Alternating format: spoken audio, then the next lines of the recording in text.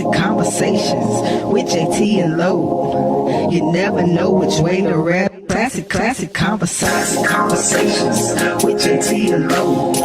You never know which way to rap. The record's gonna go. Classic Conversations with JT and Low. Classic Conversations with JT and Low.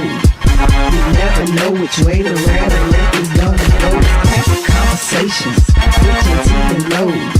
You never know which way to rap. Classic Conversations with JT and Low. You never know which way to rap. The record's gonna go. Classic Conversations with JT and Low. You never know which way to rap. The record's gonna go. Classic Conversations with JT and Low. You never know which way to rap. The record's gonna go. Classic Conversations with JT and Low. You never know which way to rap. The record's gonna go. Classic Conversations with JT and Low.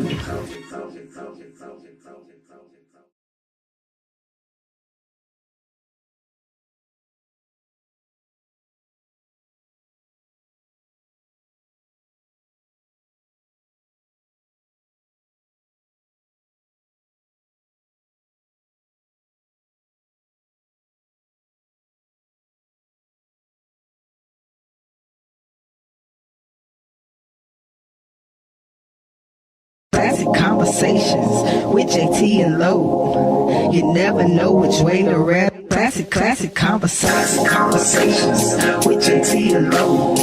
You never know which way to rap. The record's gonna go. Classic Conversations with JT and Low. Classic Conversations with JT and Low. You never know which way to rap. The record's gonna go. Classic Conversations with JT and Low.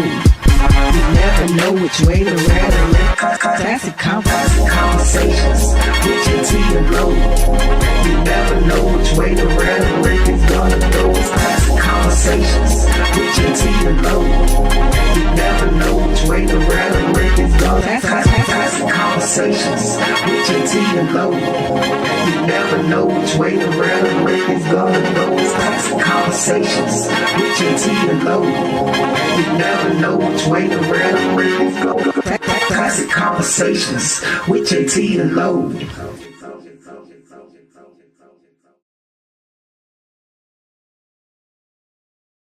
Classic Conversations with JT and Low. You never know which way to rap. Classic Conversations with JT and Low. You never know which way to rap. The record's gonna go. Classic Conversations with JT and Low. Classic Conversations with JT and Low. You never know which way to rap. The record's gonna go. Classic Conversations with JT and Low. You never know which way to rap. Classic Conversations with JT and Low. You never know which way to rap. The record's gonna go. Classic Conversations with JT and Low. You never know which way to rap. The record's gonna go.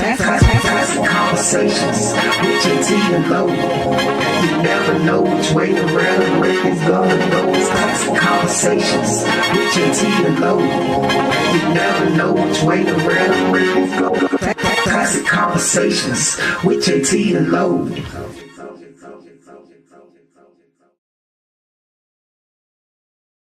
Classic Conversations with JT and Low. You never know which way to rap. Classic Conversations with JT and Low.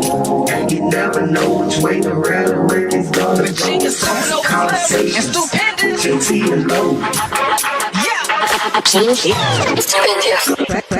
Conversations with JT and Low. You never know which way to rap. The record's gonna go. Classic Conversations with JT and Low. You never know which way to rap. Classic Conversations with JT and Low. You never know which way to rap. The record's gonna go. Classic Conversations with JT and Low. You never know which way to rap. The record's gonna go. Classic Conversations with JT and Low. You never know which way the rail is gonna go. It's Classic Conversations with JT and Low. You never know which way the rail is gonna go. Classic Conversations with JT and Low.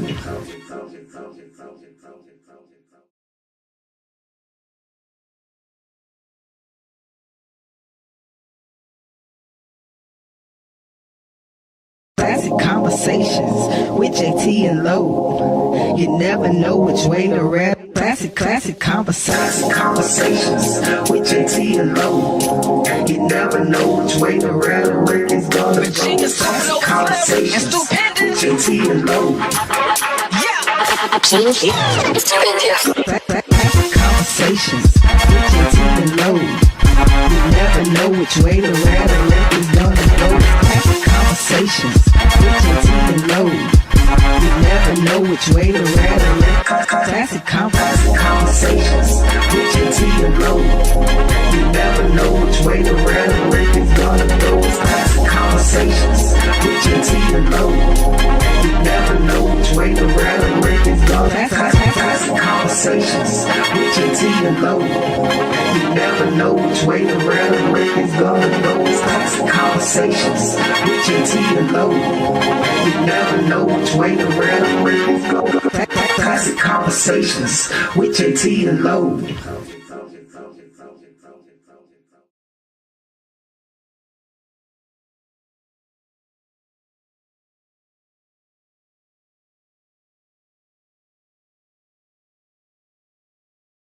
Classic Conversations with JT and Low. You never know which way to rap. Classic Conversations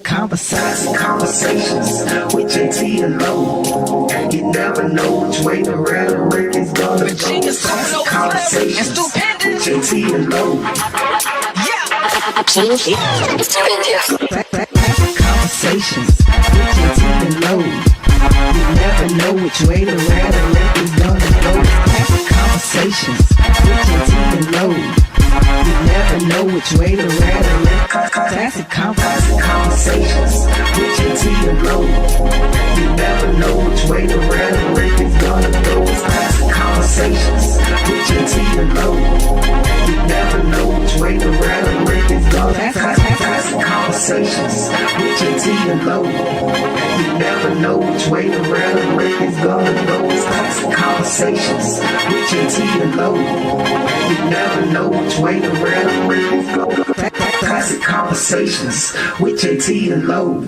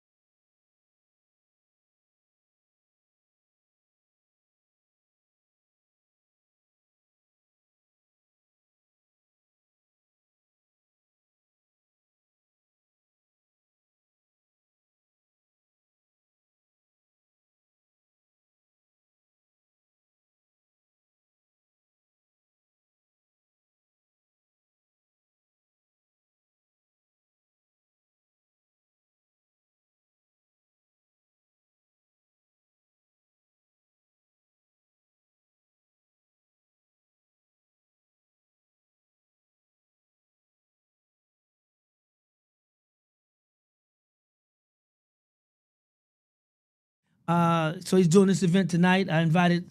Hopefully, I'm sure they said they're gonna show up. You know, comedians will be. But I had to bring out some big guns, some OGs in the house, man. And George Wallace, who's a legend, man. George Wilburn, man. Myra J. Wow. Griff, my man Griff from radio. Absolutely. They coming out. I'm trying to get Brad Sanders out. Okay. Old school OG, man, because they got the knowledge. They got the gems. And I know this is new school. So we want the youngins to come out too, the YNs and the YBs. we want the YNs and the YBs to come out too. Right. Anthony Brown as well is coming out. He ain't young at all, but yeah. So yeah, we come out and just to learn something, because even though we're in this new era, this new social media era, the foundations is always going to build on something solid. Right. And once you learn that and get that in your system, then it makes you even better at stuff you're doing now. Because what if social media goes away? Well, right. We at war right now. Iran can pull the plug on a whole bunch of internet stuff and satellites or whatever. Yeah. And then you ain't got no social media. Facts.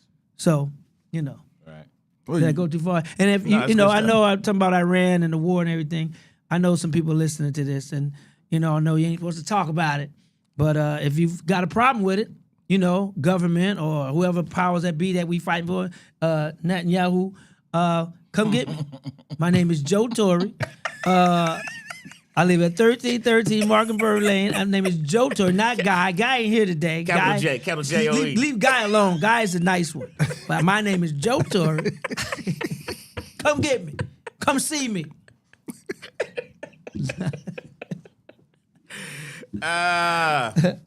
Yes, that's gonna be a dope event tonight, though, man. That's the first time I've never been bothered by being called Joe. How about that? Yeah, that's funny.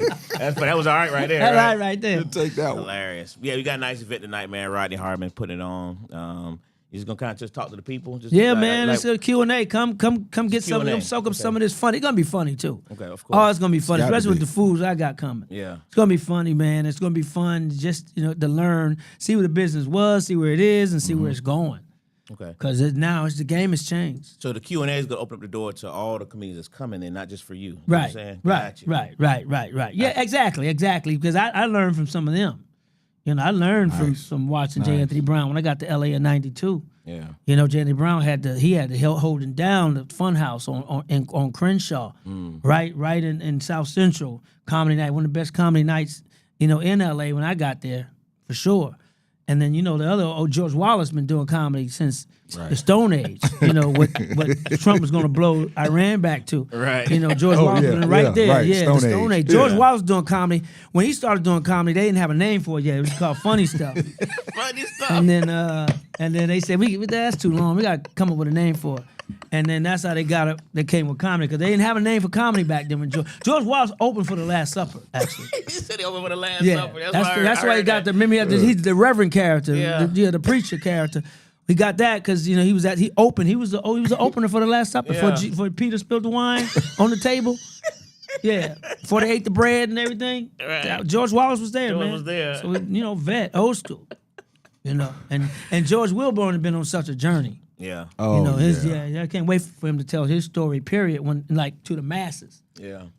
Bob gave us a real dope story about George Wilburn. Yeah, man. We interviewed him. Yeah, it was real interesting. And then Myra J. dope with that pen. Myra J. wrote on Martin, wrote the warm up for the Martin show. That's right. I was on the show Good News, and she was a queen on there. She always had that pen. You ain't always got to be in front of the camera. She was both. She was talented to be both. But you can have that pen. You can do a bunch of other things in this industry and not, And it's kind of better that way behind the scenes because people don't ask you for money. They don't know you balling. You got it. They don't know you balling. You in front of that camera, they think you balling. Right. You balling on a budget, but you balling. Especially you live in L.A. Yeah, especially in L.A. Yeah, man. That's the difference, man. Atlanta, this ain't the same Atlanta. That's what I was going to ask you. You said something about that earlier. Yeah, man. This ain't the 90s Atlanta. So, when I used to come out in the 90s, Atlanta was Atlanta, man. Atlanta was... It was Atlanta. It was Atlanta. Yeah. What? Atlanta, man. It wasn't Atlanta. It was Atlanta. And the women were different. Right. The black people were different then. It's a little different now. Hollywood then kind of moved out here a little bit, and Some of these stars ain't really stars. There's a lot of them out here, but some of them putting a little bit more on it. Yeah, some people say that, L.A. and Atlanta, they say that Atlanta is the new Hollywood. It ain't no new LA. Hollywood. Let me tell you something. To survive in L.A., that's why a lot of them move here. They're smarter with their money. Don't get it twisted. The money go longer here. Right. But I got to be in L.A., man. I got to be in L.A. because I get inspired by seeing, the way that Hollywood is. Okay. And not the, Epstein Island Hollywood. That's a whole different type of Hollywood. I ain't talking about that Hollywood. But the thing about it is I just want people out here, some of the people, not all, because I don't want to throw a blanket like that. To drop the false bravado. Drop the bullshit. You ain't, be self-aware. You ain't who you think you are. And you gotta know that. And the thing about it is that, you ain't A-list. Some of them, there's some A-list out here, don't get it twisted, but there's some people who ain't on A-list. They on A-list. They on A-list. A-list, but they ain't A-list. You gotta know your list. I know what list I'm on. They made up a list for me. I'm on the CR list. CR. I'm so regular. I'm part celebrity and part regular. Like I got celebrity credits, but people treat me regular. Right. You know what I'm saying? It's like I need to put an IMDb on my forehead. Like I should be treated like this, but I'm treated like that. Right. I know it's a regular when one of my opening acts years ago asked me to come help him move. Like what? Nigga, did you fix your mouth to ask me to come help you move? Don't you know who I think I am? Like move I'm furniture? Like, furniture. In a small ass apartment. I'm like, dude, I'm me. And you open for me. How you gonna ask me to help you come? It was 110 degrees that day too, in the valley in LA. I'm like, do you know who I think I am? Oh. You don't see Kevin Hart calling the Plastic Cup Boys. Say, hey man, Spanky, Joey, Naeem, come help me move. Come help me move, man. No, you don't see Eddie Murphy calling Arsenio. Right. Hey man, Arsenio, you and them gums come over here and help me move. Them gums, yeah. I mean, come on, man. Bring that long finger, Arsenio, and help me move. I mean, no, Arsenio is established. Right. Eddie Murphy is established. Right. They don't call each other to help each other move. Right. And that's when you know you just irregular. It's irregular. Yeah, people actually do regular shit. I like that. Hey, I know you got a truck. I just bought this couch. Can you come help me? What? I'm me. I'm in life. I'm in American History X. I've been on TV. I put this on documentary. My God. Right. And that's sometimes it's a blessing and a curse. Because it hurts, but at the same time, it hurts. Because that's the thing about being in entertainment. Okay. Right? You want the love and the recognition and respect for what you've done. But you want people to still treat you, kind of regular. Yeah. At certain times. But not that all regular. the time. Not all the time. Right. That's right. That's right. Right. So you want to be not that regular. Yeah, if you want to be a celebrity when you don't want to wait in line, like okay. Right, yeah. Right. But at the same time, treat me regular when you broke, so you won't ask me for money. When you want money, I'm regular. Right. I got a regular bank account. How about that? Don't treat me like a celebrity. Yeah. When you trying to beg for money. Yeah. Yeah. Because what happens is they ask you. It's funny. They ask you for a loan, right? And I've been there before. I borrowed money from people before, but you ask for a loan, and then when you ask for it back. Then they get an attitude. Oh, you want your little funky ass $500? Yeah. I smelled pretty good when I loaned it to you. It smelled botanical fresh. When I gave it to you, but all of a sudden now I want it back. Way after the deadline, you're supposed to pay it back. Botanical fresh. Now it's funky. Right. And I've been there when I borrow money from people. I try to get back in a timely fashion. Yeah. And they don't always work out that way when I was needed that lifeline, but so that's the difference between LA and Atlanta, man. It's like I love what Atlanta is doing. A lot of work for us out here. I just want people to drop the bullshit. Quit being somebody you ain't, man. So now, do you think that they know they ain't? They know deep down. Let me tell you something. God designed us very well. Okay. Some people are just so narcissistic. Facts. Trump. that your self-awareness button doesn't go off right away. But deep down inside, you know. You know. You know that's not you. Okay. You can fake all the hell you want. You know that's not you. You know that's not you. And that's the thing that gets me. But, you know, it's and to live in LA, they can, you know, it's expensive to live in LA. Expensive. Yeah. So when you making it in LA and you ain't selling your whole or your soul, you doing something. You doing something. So, you know, it's that's the difference. But, you know, I love what they're doing down here with the productions and everything. I just want the people to stop. Some of the people, not all, because there's some great people, you know, entertainers out here doing great stuff. And they're real people. They didn't change. That's how you know, I look people in the eye when I talk to them. When people start avoiding eye contact, when they start avoiding eye contact, when they used to give you eye contact, sure. Those are the ones. Those are the ones, because the eyes are the windows to the soul. That's right. And they don't want you to see what they done to get to where they are. Ooh, so that's good. So they don't want you to see that, and the eyes tell it all. That's why they avoid eye contact when they talk to you. That's fact. You know. That's fact. So good. when you know it's just real. They didn't sell their whole of their soul. When you wear shades a lot, like somebody just walked in here, they don't want you to see their eyes. I wear shades, but I take mine off. You know, at some point, some dude walked in with shades and a pink shirt. I saw it. I was like, oh, here it goes. Here it goes. So do you think That's a legend that just walked in. Yeah. With shades and a pink shirt. Both people in the building. Both people in the building. He got them shades on because Corey Hogan done docked them eyes. Corey, beep, beep. He got them shades on. Don't do it to him, Corey. Come on, Corey, don't do it. Don't put the Chicago on the Mississippi. Oh, boy. Oh, man. So hey, thanks for sticking around. So I guess you heard about that, huh? Oh, come on, man. Hey, man, look. Yeah, that was interesting. That was interesting, man. And I hate it because it's seeing two of my peoples go at it. I don't like that. Listen to me and Joe. But other than that, it's two of my people. It's like when it's never gonna die. You know, when Will Smith slapped Chris. Right. Those are two of my peers, two guys I look up to. Right? And when they did that, I was just like, it's like I saw an interview with Jennifer Lewis when she was like, man, that hurt her. And I felt the same way. Okay. You know, it hurt when I saw that because, like, those are two icons, two legends. Right.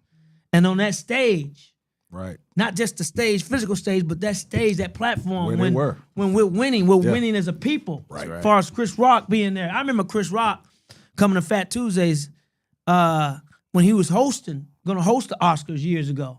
And they asked me if he can get 12 minutes on stage because he was preparing for his monologue. Right? And Will Smith, I remember, Will, when I was a PA on the Martin Show, production assistant, for those who don't know, I had delivered scripts to, Tisha Campbell, house. And sometimes I go over there and the whole crew be over there laughing, partying, joking, Will, Tashina, Tisha, Dwayne, they all be over there just having a good time laughing. So Will's always been cool in that regard, with me. And I'm not like, man, to see our brothers fight like that or go at it like that is not cool. Yeah. It's kind of jacked up. But yeah, so, I forgot what I was talking about. A-list, B-list, eyes. We talking about the eyes. Yeah, so I just, people don't want people to change. I just be yourself. Because it's so hard trying to be someone else. Just be yourself. I'll never forget this interview I saw with Edgerrin James when he played with the Baltimore Colts. Indianapolis Colts at the time. They wasn't show my age. It's the Baltimore Colts. I remember the Baltimore Colts with Burt Jones and them. But anyway, that's the last time the Giants, I think, won any games. But anyway, but no. What was I talking about? I got ADD, man. You must have got. God, dog. You went to Burt Jones and Baltimore. Edgerrin James said he did an interview, and Jim Gray did an interview with Edgerrin James, and he said, because Edgerrin had the dreads and he had the gold fronts, and Jim Gray asked him, "You don't fit the normal stereotypical NFL player. You got the hair and you got the gold." And Edgerrin James said, "Man, I'm just being myself." That's right. Because it's so hard trying to be somebody else. Why not just be yourself? Yeah. And that's the thing. Yeah. I mean, God made you perfect. Some of us, You know, everybody ain't too perfect, Trump. But be yourself. Right. Quit front, because you can only pretend for so long. That's why a lot of marriages fail. Mm. You can only pretend for so long, and then after that pretend is over, you gotta be yourself. So everything you just said leads to this question. You know, when you talked about being yourself, you talking about A-listers not knowing that they're not being I got cigars yourself. and they lighting up. Go ahead. Yeah, I'm about to. Couldn't So stop do you laughing. attribute it? How much of that do you attribute to social media? As far as Just everything lot, you said yeah. in terms of not being yourself. right. Well, not I mean, knowing yeah, who you social are, media thinking is you're bigger than who you are. social media is a very important tool. So is radio still. So are podcasts. So is, doing TV, and social media now is how entertainers or creatives get their platform to promote themselves.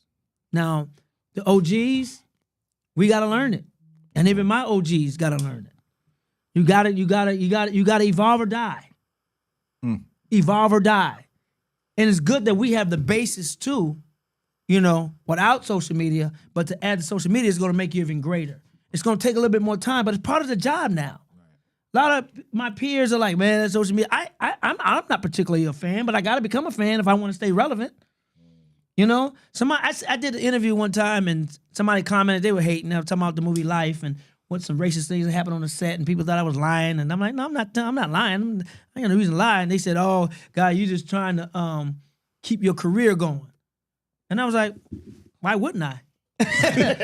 Well, okay, and was I supposed to get mad at you for that? Why wouldn't I be trying to keep my career going? I mean, I still got a lot of miles ahead of me, God willing. Right. So of course, social media is we got to learn it, and it's got to be part of the job now. It used to be just for fun and games, and like I'm wasting time all this day on social media. But no, if you're an entertainer, especially comedians, we don't have radio to put our songs on. We got live shows, we got specials that come out if you get one, and we got social media. Now you're in control. Figure the shit out. Figure it out. I'm learning. You got to post every day. You got to go live sometimes. I'm learning all that. I'm still new to it, but you got to learn it. Although evolve or die, because these comedy clubs, a lot of them aren't booking morning radio anymore. A lot of them aren't booking morning TV anymore. So else people gonna know you in town. Social media, and usually most comedy clubs social media suck. And you got more followers than them, so you got to take it upon yourself, or you will not get booked. Facts. Period. And it's that you're not funny. I don't give a fuck how many credits you got. All that shit don't mean nothing. But if you don't put it out there. Back in the day, True story. the less people knew about you, right? The more famous you were, the more mysterious you were, the more intriguing you were. Oh my God, they don't let them, and that drew them to you because they didn't know you. Mm-hmm. Not today. If they don't know about you, they don't give a fuck about you. And social media, I mean, of course, you don't want to get too deep into your personal life. Some people do. I'm not comfortable with that. But you got to let them in somehow and let them know about you. Otherwise, they don't give a damn about you. They want to know everything. Everything. They want to know the corn in your poop. Did you have corn? What type of poop was it? Was it a constipated poop with the little bloops? Was it a long poop? Was it stringy? Was it liquid? Because then that tells your diet or the condition of your body. Right. They want to know your poop. What did you poop today? Right. And I can tell you how healthy or how healthy not you are. I got a question. That's today's world. But before the question, I have to say I never realized there was so many different types of poop. Yeah. Until that moment, I knew it, but until you hear it. Yeah. No, it's different poops. Yeah. It's the little meatball kind. It's the long log kind. Sometimes it's sparse. It's like this piece is more than one piece. Right. It's the color of the poop. I remember I used to eat carrots a lot. I used to drink a lot of carrot juice. It was a pretty orange. My poop was a pretty orange, like a burnt orange. Beet juice, yeah. Man, first time I drank beet juice, Bo, thank you. I drank beet juice. I went to poop, and it was red. I'm like, oh, my ass bleeding. Did I go to a Diddy party and somebody fucked me and woke up and put me back in my place? What was my ass? Look, when you start getting older, man, you start looking at all these things, man. I'm like, my ass bleeding. But it was the beet juice. Yeah. You get old. You say, boss, you don't get old. You check the weather first in the morning. Man, I check Hey, I'm telling you. But social media, they want to know about you. Yeah. So let me ask you that: when social media, when you say people don't know who they are, do you think that social media sometimes gives people a false sense of who they are? It could, because a lot of times now with these young comedians, right? And I love the young comedians. I'm not one of those old school guys, young whippersnappers. No, I love that they have this portal, this platform, this way into, stand up. But I need to also tell them they need to put in the reps. They need to get on stage and put the reps in if you want the respect. Okay. Because what's happening now is when we were coming up, and I'm sure this has been said by many comedians, because I'm no genius by saying this, we had to put in the work first, build an act, and then build an audience. Whereas now they're building an audience, and then they're building the act. They're putting the cart before the horse. And a lot of them aren't putting the reps in. They're not getting on stage, putting the reps in. That's why when T.I. started doing stand-up, I respected it because he was putting the reps in. He was going to the clubs. I saw him. He was going to the improvs and following heavy hitters. But and I was like, as long as you put the reps in, you getting on that stage, hey man, hats off. I don't know why comedians got mad anyway. I really don't understand why comedians got mad at. It's entertainment. Right. It's part of the umbrella of entertainment. Whether you rap or you sing or you do acting or you do comedy, you dance or you paint, it's all entertainment. Once you're creative, you're creative. That doesn't mean you can't be creative in another category, another genre. So if you're creative, of course, it's created in hip hop and rap. So why not try, something else? It was interesting that younger comedians were getting more irritated than because they taking stage time from me. Then step your game up. There you go. It was step your fucking game up because next week I'm going into the booth, and I got a rap song coming out. Yeah. That's what I was going to ask. He said, yeah. Being a comedian. Raw. I'm the 1980 rapper, and that's my style. When I get on the mic, I get buck wild. Here I go. I'm in the flow, and I go by the name of an Indigo. Raw. I'm bringing back 80s rap. Raw. Raw. Bringing it back. Yes. For the 8-3. 1983. That's much for the 8-3. For the 8-3, 1983. Not a game. 1983. Shout out to my brother Joe Torre. He graduated from high school in 1983. Yeah. You say the umbrella of entertainment. You coming from comedy, then ended up with some great acting roles. Did you feel any resentment or any pressure going from comedy to getting in front of the I felt camera? resentment in stand-up. Wow. First, because I was Joe Torre's little brother.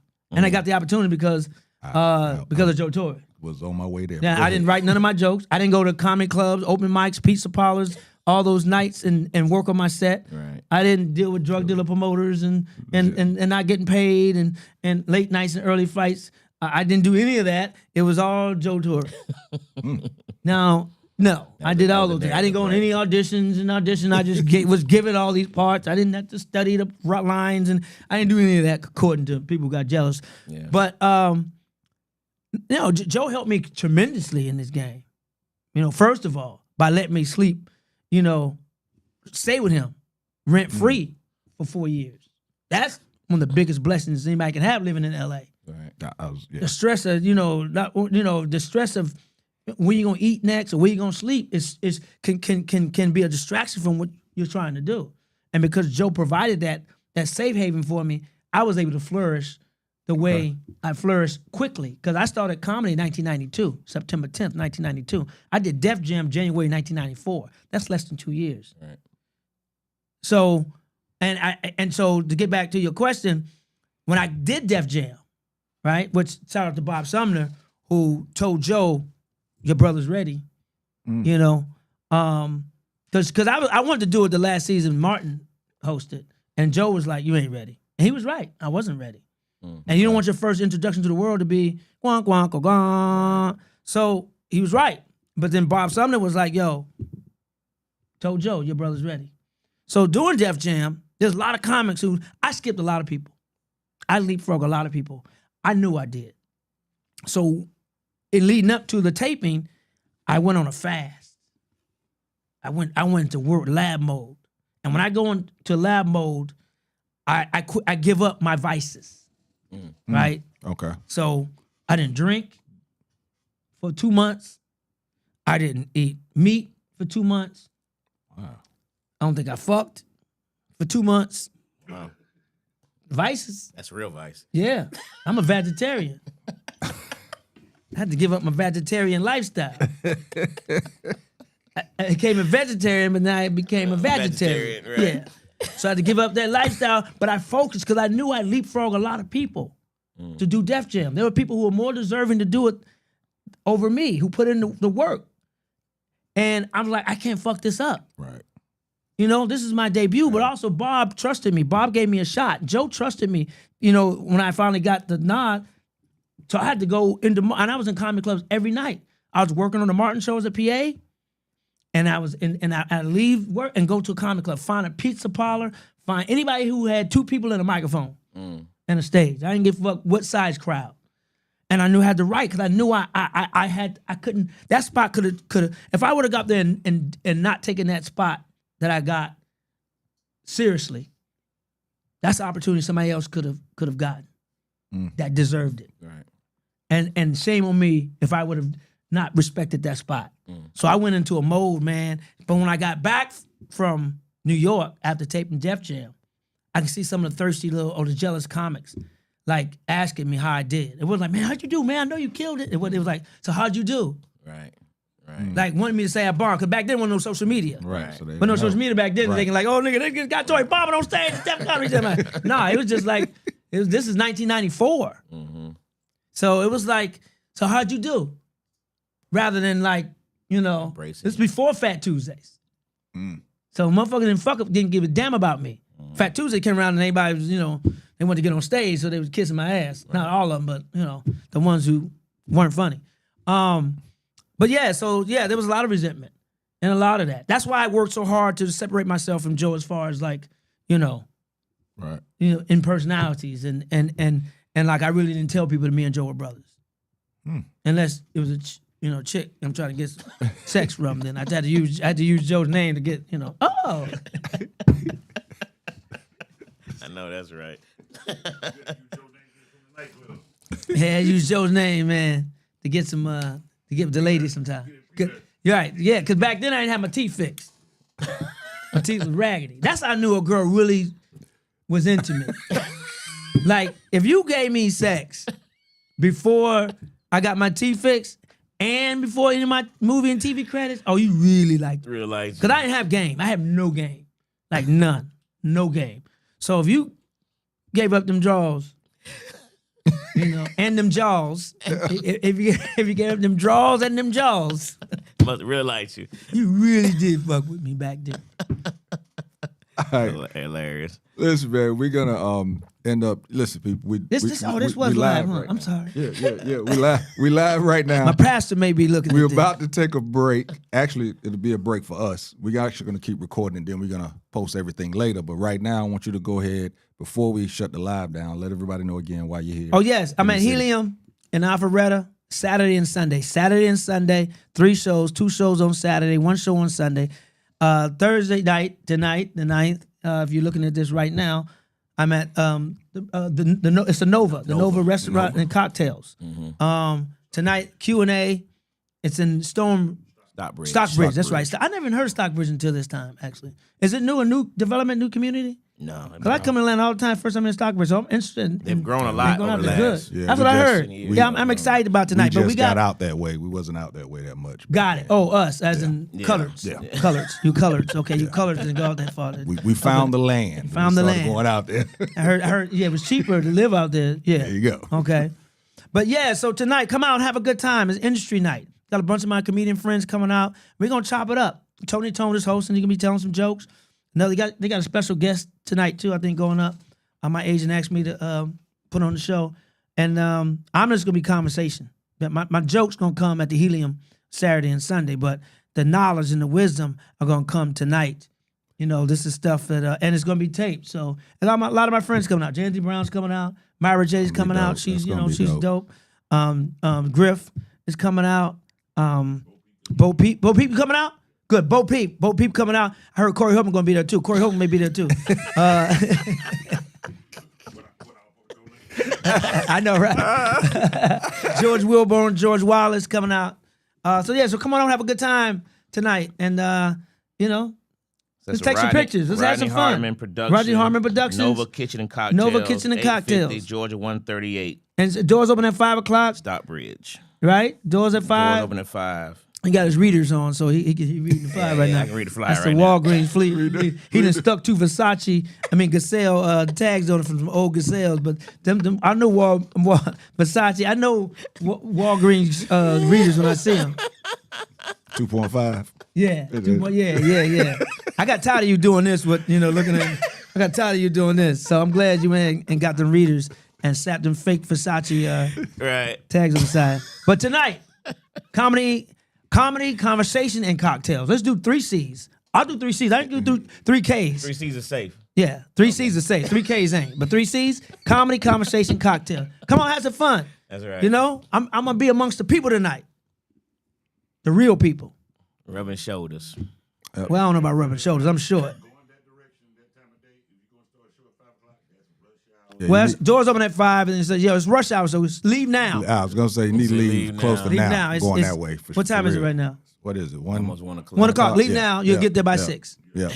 You don't want them freeways No, to go no round later and than round. 30 more minutes. You need, Round and you need to round. be getting on the road Yeah. for sure. Yeah. But that's gonna do it for us for live. Again, tune in later on. All of this is gonna be posted. We got a whole lot more. A couple man. other things to ask Guy.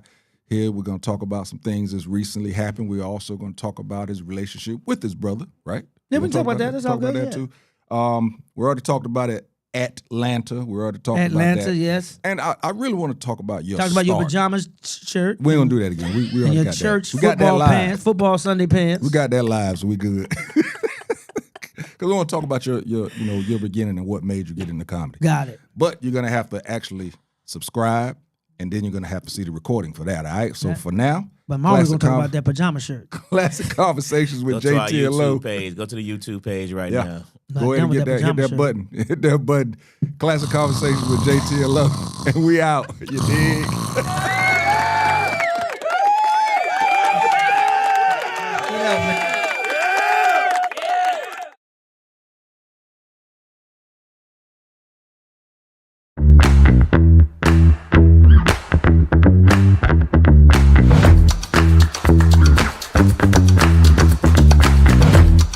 New phone. Listen, man, I've had iPhone 11 for a long time since iPhone 11 came out. What? Yeah, iPhone 11, and I wore it with pride because I was like, I'm not getting a new phone every time one of these things come out. That's fair.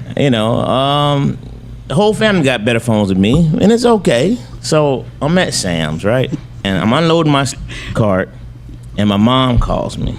I put it on the speaker until I get my Bluetooth. You look in the parking lot. It was dry to the left. It was dry to the right. It was dry everywhere you could see. My phone's on the back of the trunk. It fell down in the only freaking puddle in the entire area. And that phone went face first. That joke ain't been back on since, man. It went zoop. So Lo, I'm gonna just go and tell you something. That iPhone 11 decided it wanted to die. It jumped. It jumped shit. That is funny. That iPhone 11 was like this. He can't keep pushing me like this.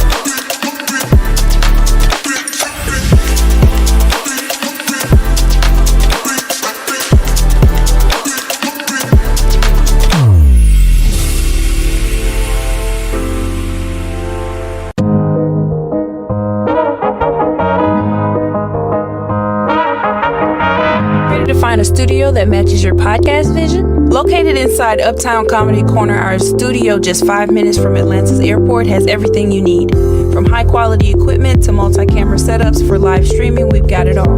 With 15 plus years of experience, our team ensures smooth sessions with editing and post-production services at an additional cost. Plus, our competitive pricing make it easy for creators of all levels. Contact us at 404-500-1605.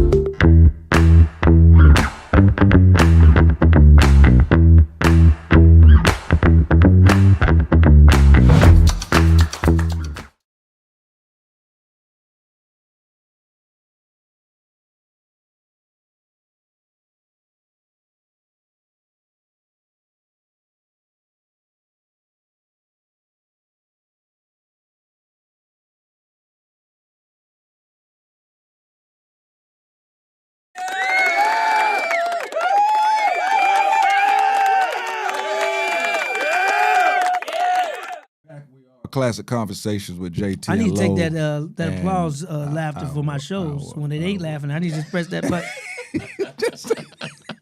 I need a laugh track. Laugh track. You got an audience and don't Man, have some one. nights, man. So when you were looking for jokes, like you said earlier, looking Yeah, for man. Bo, no, we've all been there. Every comic has been there. When you're on stage and the jokes ain't working, and your mouth get dry, and you know when smoke weed and your mouth get dry, and you be on stage looking for jokes. You be lifting the mic stand up. Hey, I had a joke around here somewhere. It's like you lost your keys. It's like you lost your keys of your cell phone looking for. Am I right, Bo? Be like, man, what? I had a joke around this moment. Or sometimes when you're wearing your glasses and looking for them, still like, they right there.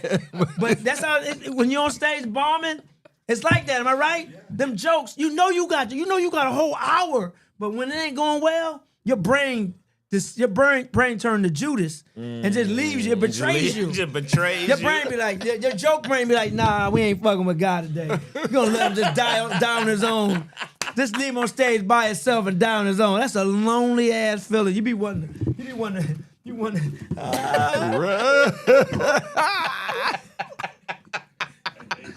Yeah.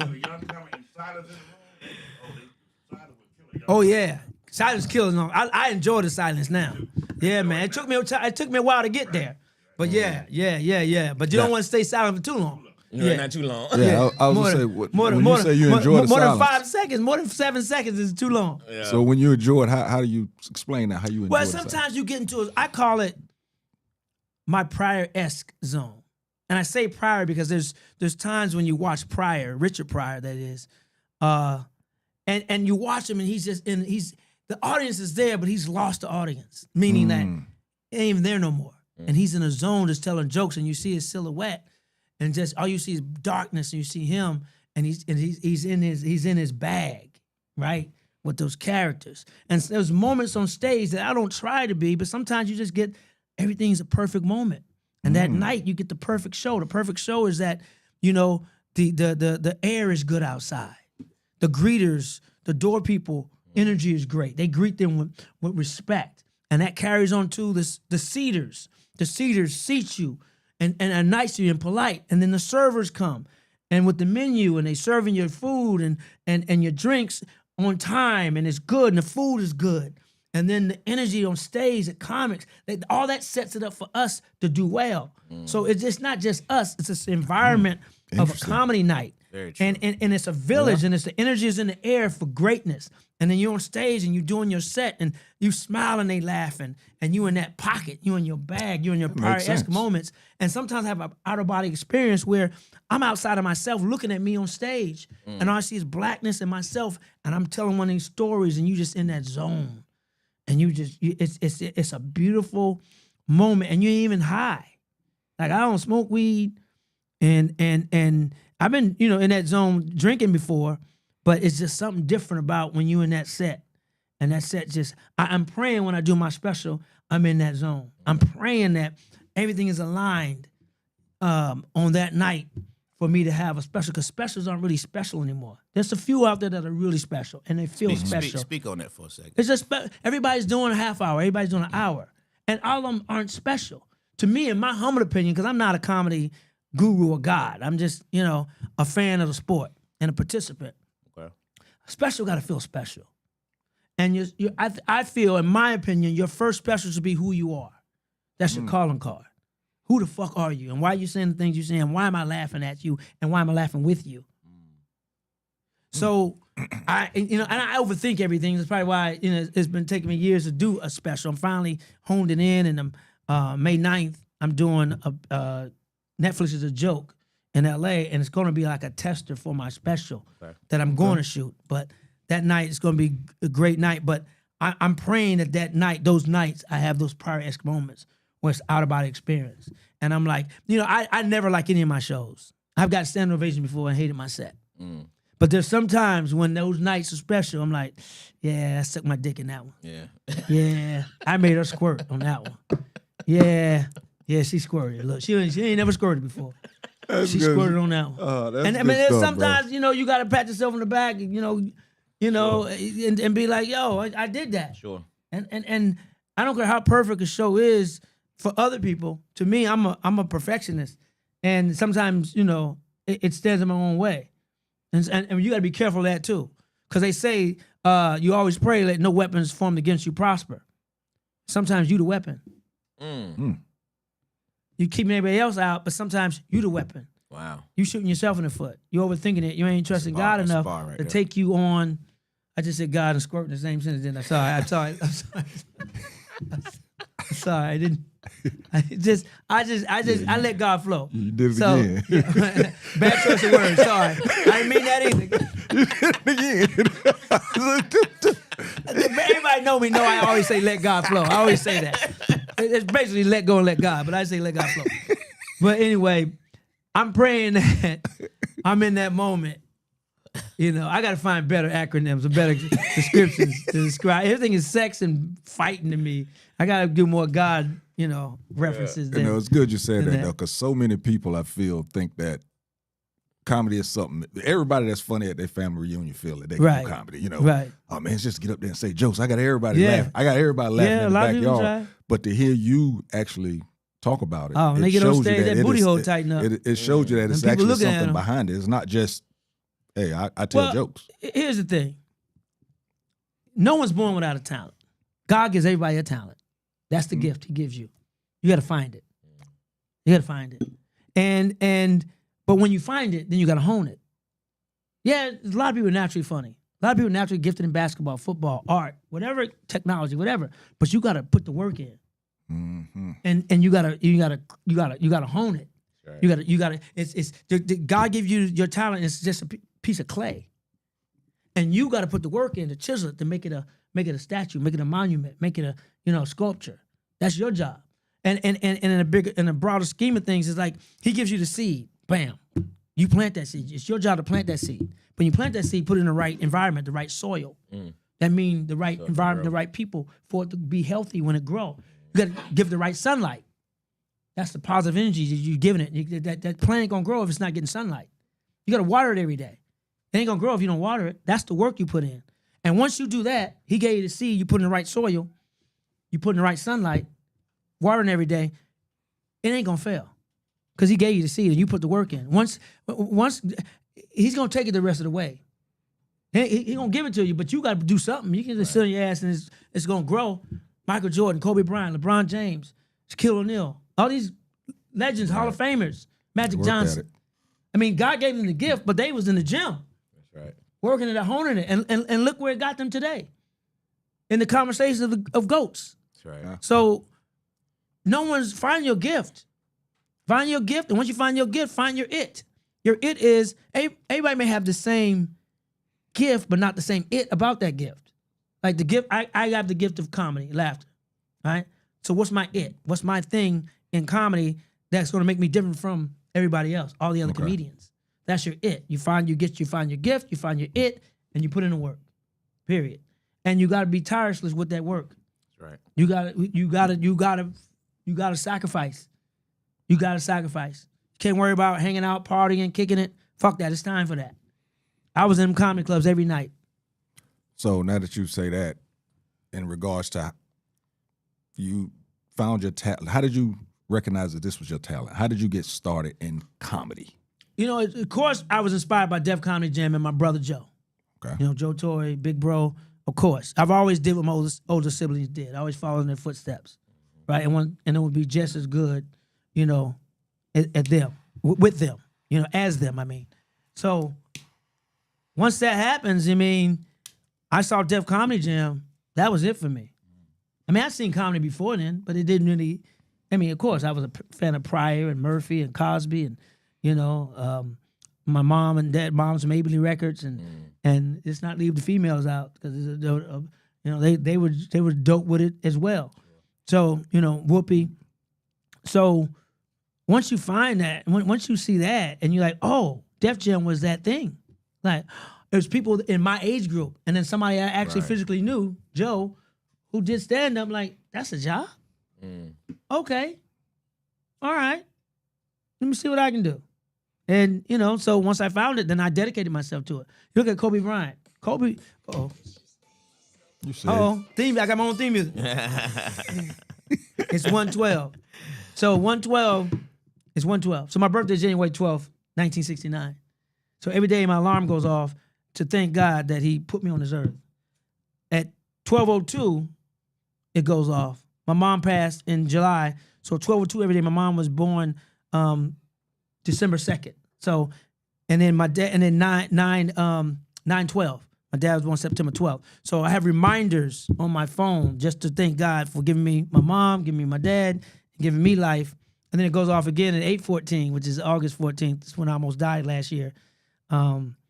So I just get those reminders throughout the day that, okay, thank you, Lord. Thank you, Lord. But anyway, what were we talking about? See, people, comedians actually, you see, and this is what I like to see because so many people feel that comedians are just dense assholes. folks We are. dense folks with a whole bunch of jokes. No, you know what I'm saying? comedians are very There's intelligent people. I think they're one of the most intelligent people on the earth. I don't know what happened to Bo Peep, but no, I'm joking. Bo Peep is beyond intelligent. He's intelligent on a whole nother level. That just showed a depth that I guarantee you there's nobody looking at this unless they already know you, knew what that was about. Somebody out there's going, damn, this is unprofessional ass, got his phone ringing. No, and y'all saw I put it on airplane mode and do not disturb. Yeah, you did. But God came through all of that. I don't care what you got your phone on. When God want to get through, he want to get through. Boy, that's heavy. You saw me put it on airplane mode. You saw me put it on do not Yeah, disturb. yeah. And my ringer off. Yeah.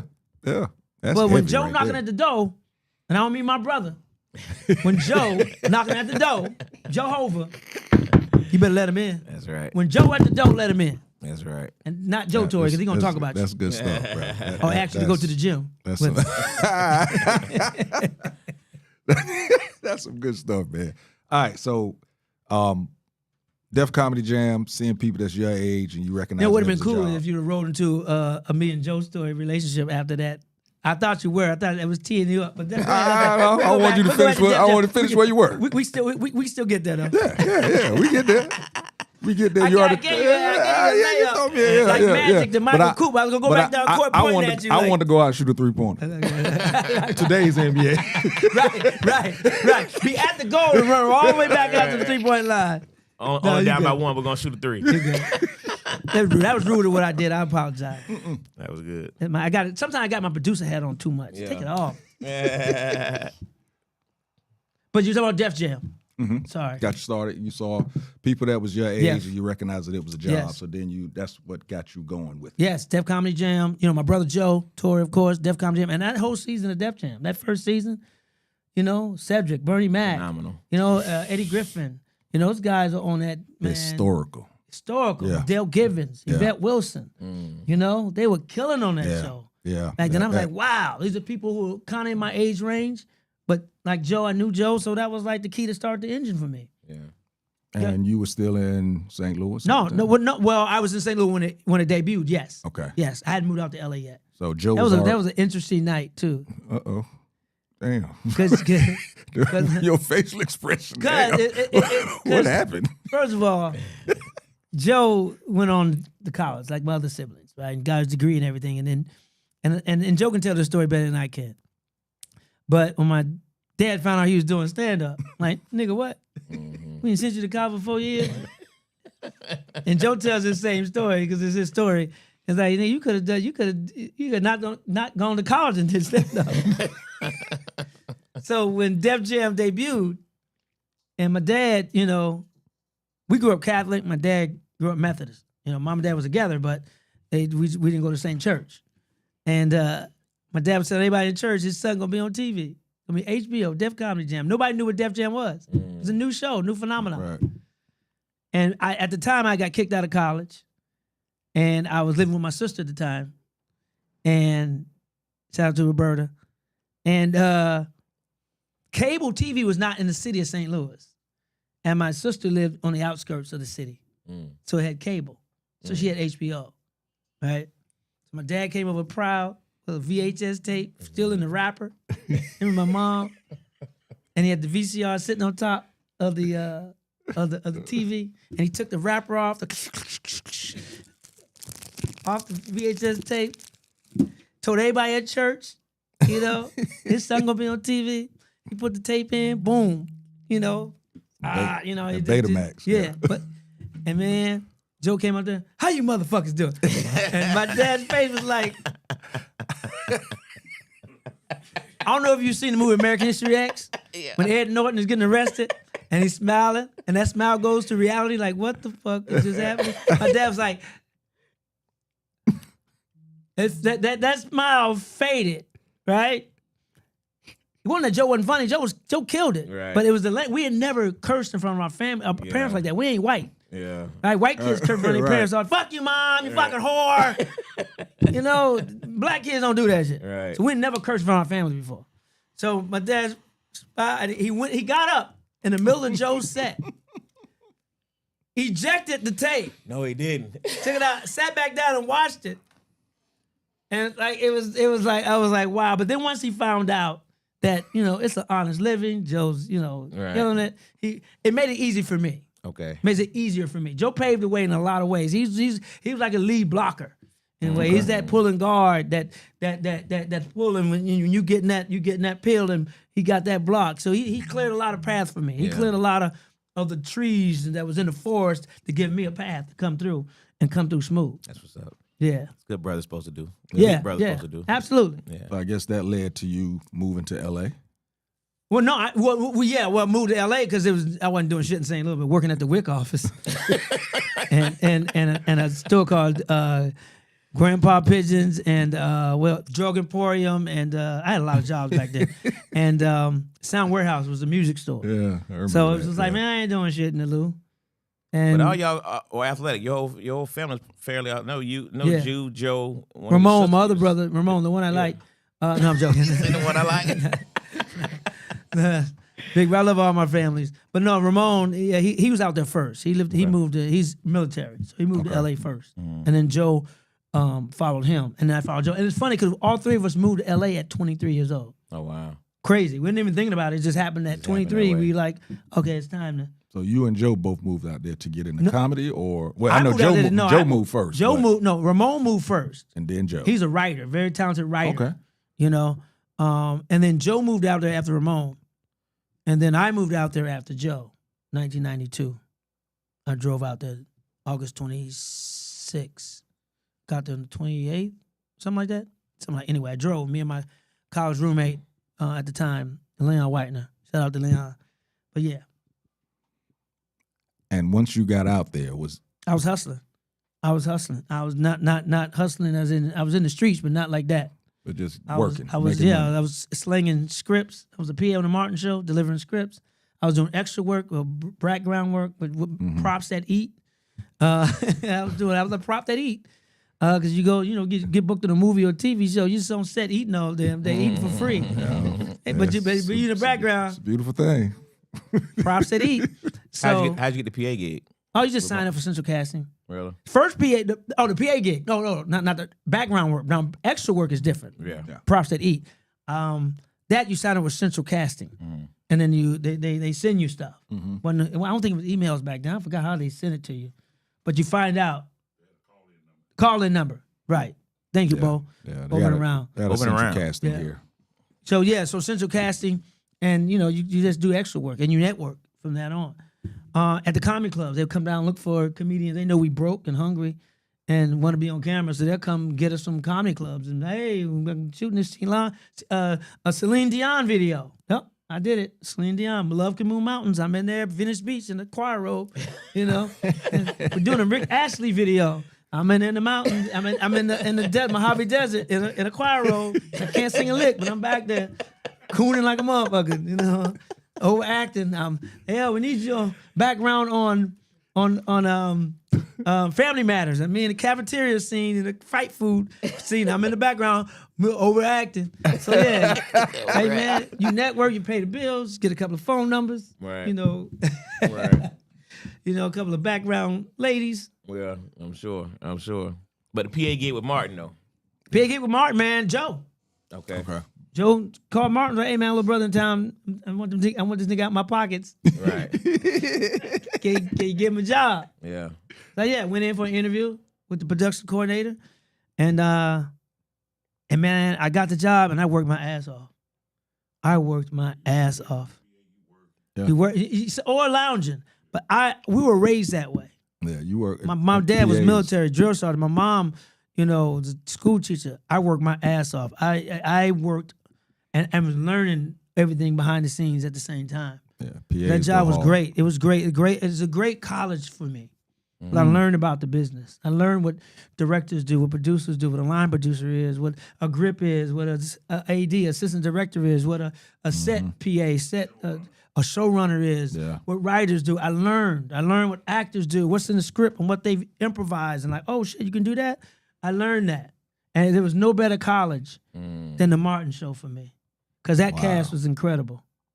The cast is incredible. The writers were incredible. Absolutely. That's why it's an iconic show today. Absolutely. It's funny because I do shows with Tisha Campbell now, who's doing stand-up. Yeah, about that. Man, and we just laugh at those times because, you know, and it's funny because they treated me back then as a PA as if I was a cast member.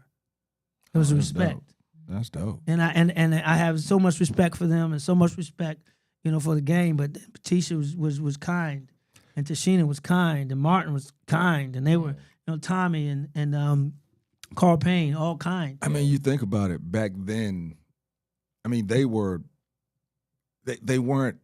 thinking that they were above everybody else. No. It just seems like it seems like they were the type of. Because they all been there before. There it is. They had already been there before.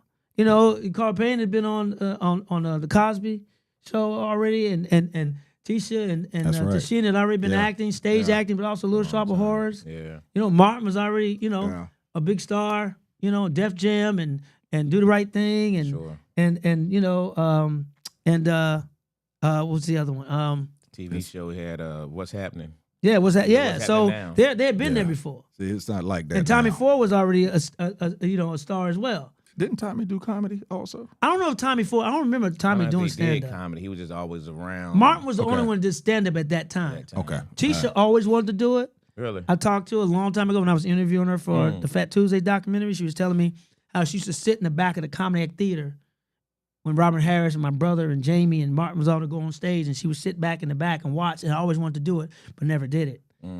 She was too afraid to do it. And then she finally got her chance, and she's out there killing it now. She's killing Yeah, it. she was She's at killing it. Helium, on I stage. think last Yeah, week or 2 weeks she's ago. loved. She has her fan base who loves her. She has a story. She's already a great animation and a great storyteller. And she adapted well. And she's in the clubs. I've seen her in a room in LA with 20 people in the audience, going on stage, working it out. That's when you work it out. That's when you love it. Yeah. So yeah. she putting the work in. That's why I don't mind when you put the work in. You want to come into our field? Come on, put the work in, get the reps in. How do you see these guys now? 'Cause you said something earlier about how the people would come to the comedy clubs basically to find talent. Right. And those days appear to be gone now. You know what I mean? Because Not really, but You think it's not gone? It's With not social gone. media now? Go ahead. I mean, they gotten lazier, but there's still people who still go to the actual physical comedy club. Okay. You know, that's what Fat Tuesdays was all about.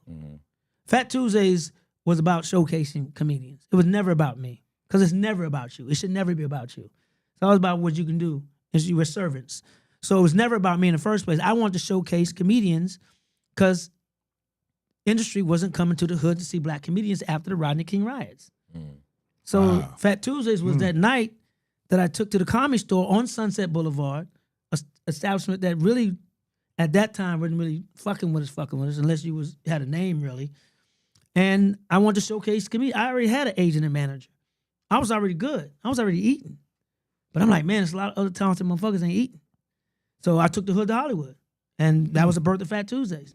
And you know, I want to showcase these brothers and sisters who was in the hood killing it. Okay. Giving them a platform. But also, selfishly, a room for me to work out. Sure. A room for me. Hosting is what helped my stage presence. Hosting is what, you know, I put the rep. When you host, you putting reps in. Absolutely. So I wanted to showcase, you know, me as well. And I really didn't do a lot of written material back then. I did a lot of crowd work, which is popular now, like it's just been invented. The crowd work been around since slavery. For real. You know them niggas in them cotton fields talking about Kunta half foot and you know, Kizzy's long ass titties, you know, and Harriet Tubman's bad breath. You know they was in them cotton fields talking about him, Harriet. I know you're gonna lead us to freedom, but your breath funky as a motherfucker. She didn't get fucked. She shut up, I'll shoot you, nigga. My breath hot, take these hot bullets in you. Harriet Tubman was a beast. Shout out to Harriet Tubman. Shout out to Harry. Underground Railroad. But yeah. So, Harriet you know. Tubman. Yeah, so that was giving other people, that's the service of it. You're not giving this platform to hold it in. You're giving it platform to serve, to help others. That's how you serve God, by helping others. And you can't help everybody. Right.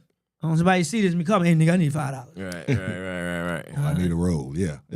But yeah, so I mean that's what I would continue to do with this brand of Fat Tuesdays is put more projects on where I can tell more of our stories. And I also wanted Fat Tuesdays, the documentary, to be told to tell our stories. Our stories as Black comedians aren't told enough.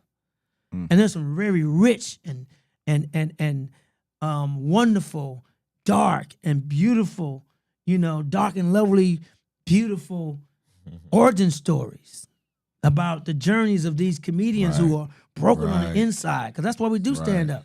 Right. We're broken on the inside. We're dark individuals. We do comedy to bring light to those dark areas. So you know, a lot of us are crazy for real. So we got to fight them demons, and we fight them demons on stage. And you know, and so I want to tell these stories. I'm going to tell these stories, not wanna. I'm going to tell these stories because wanna is an excuse to say, well, I tried. Right. I don't even say that. But yeah, so that's our job. You know, Def Jam led to Fat Tuesdays. Fat Tuesdays led to me telling these stories. It's all God's plan. It's all connected. Now you said about the Fat Tuesday documentary.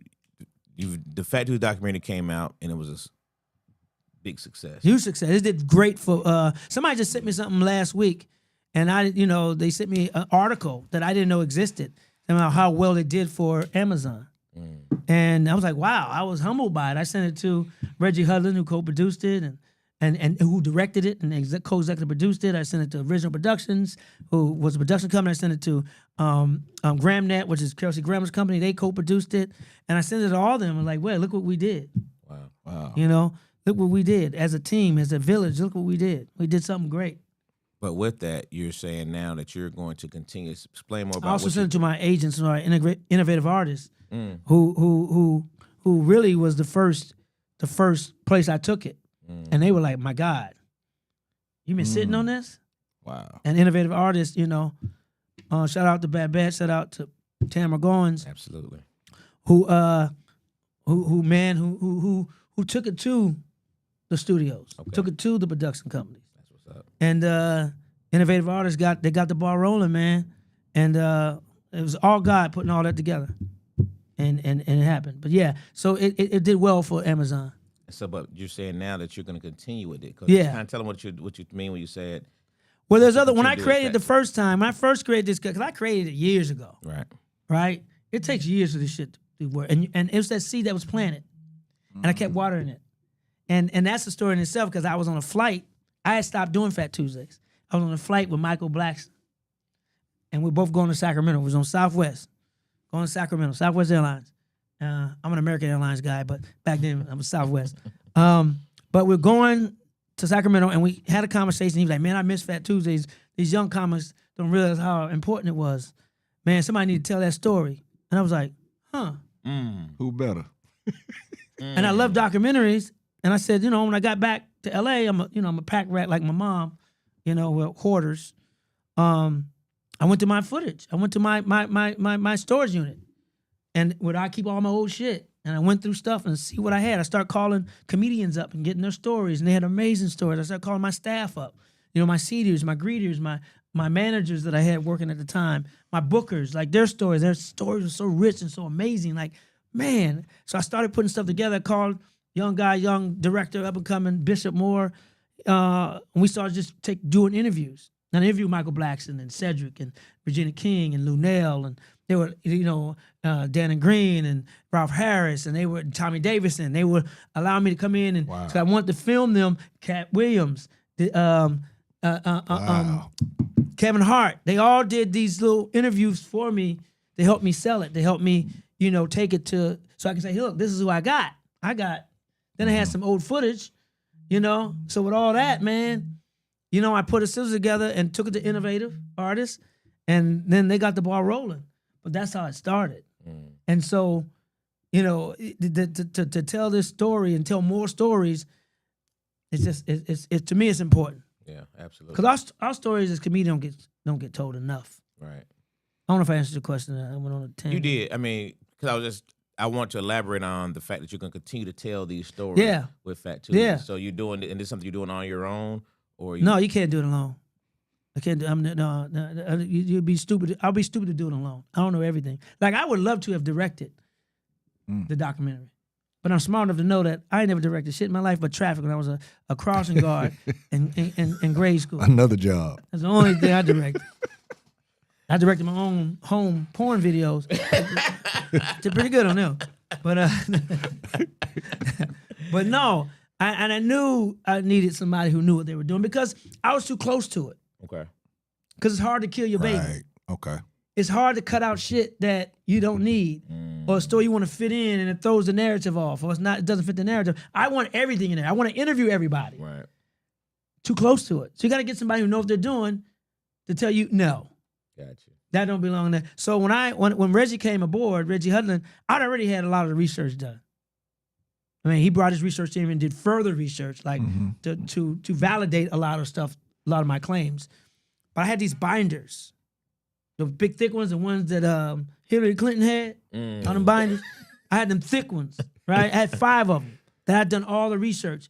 I interviewed so many comedians that got their origin story. I got their backstory, their Fat Tuesday stories, and stories I remember, the things that happened at Fat Tuesdays.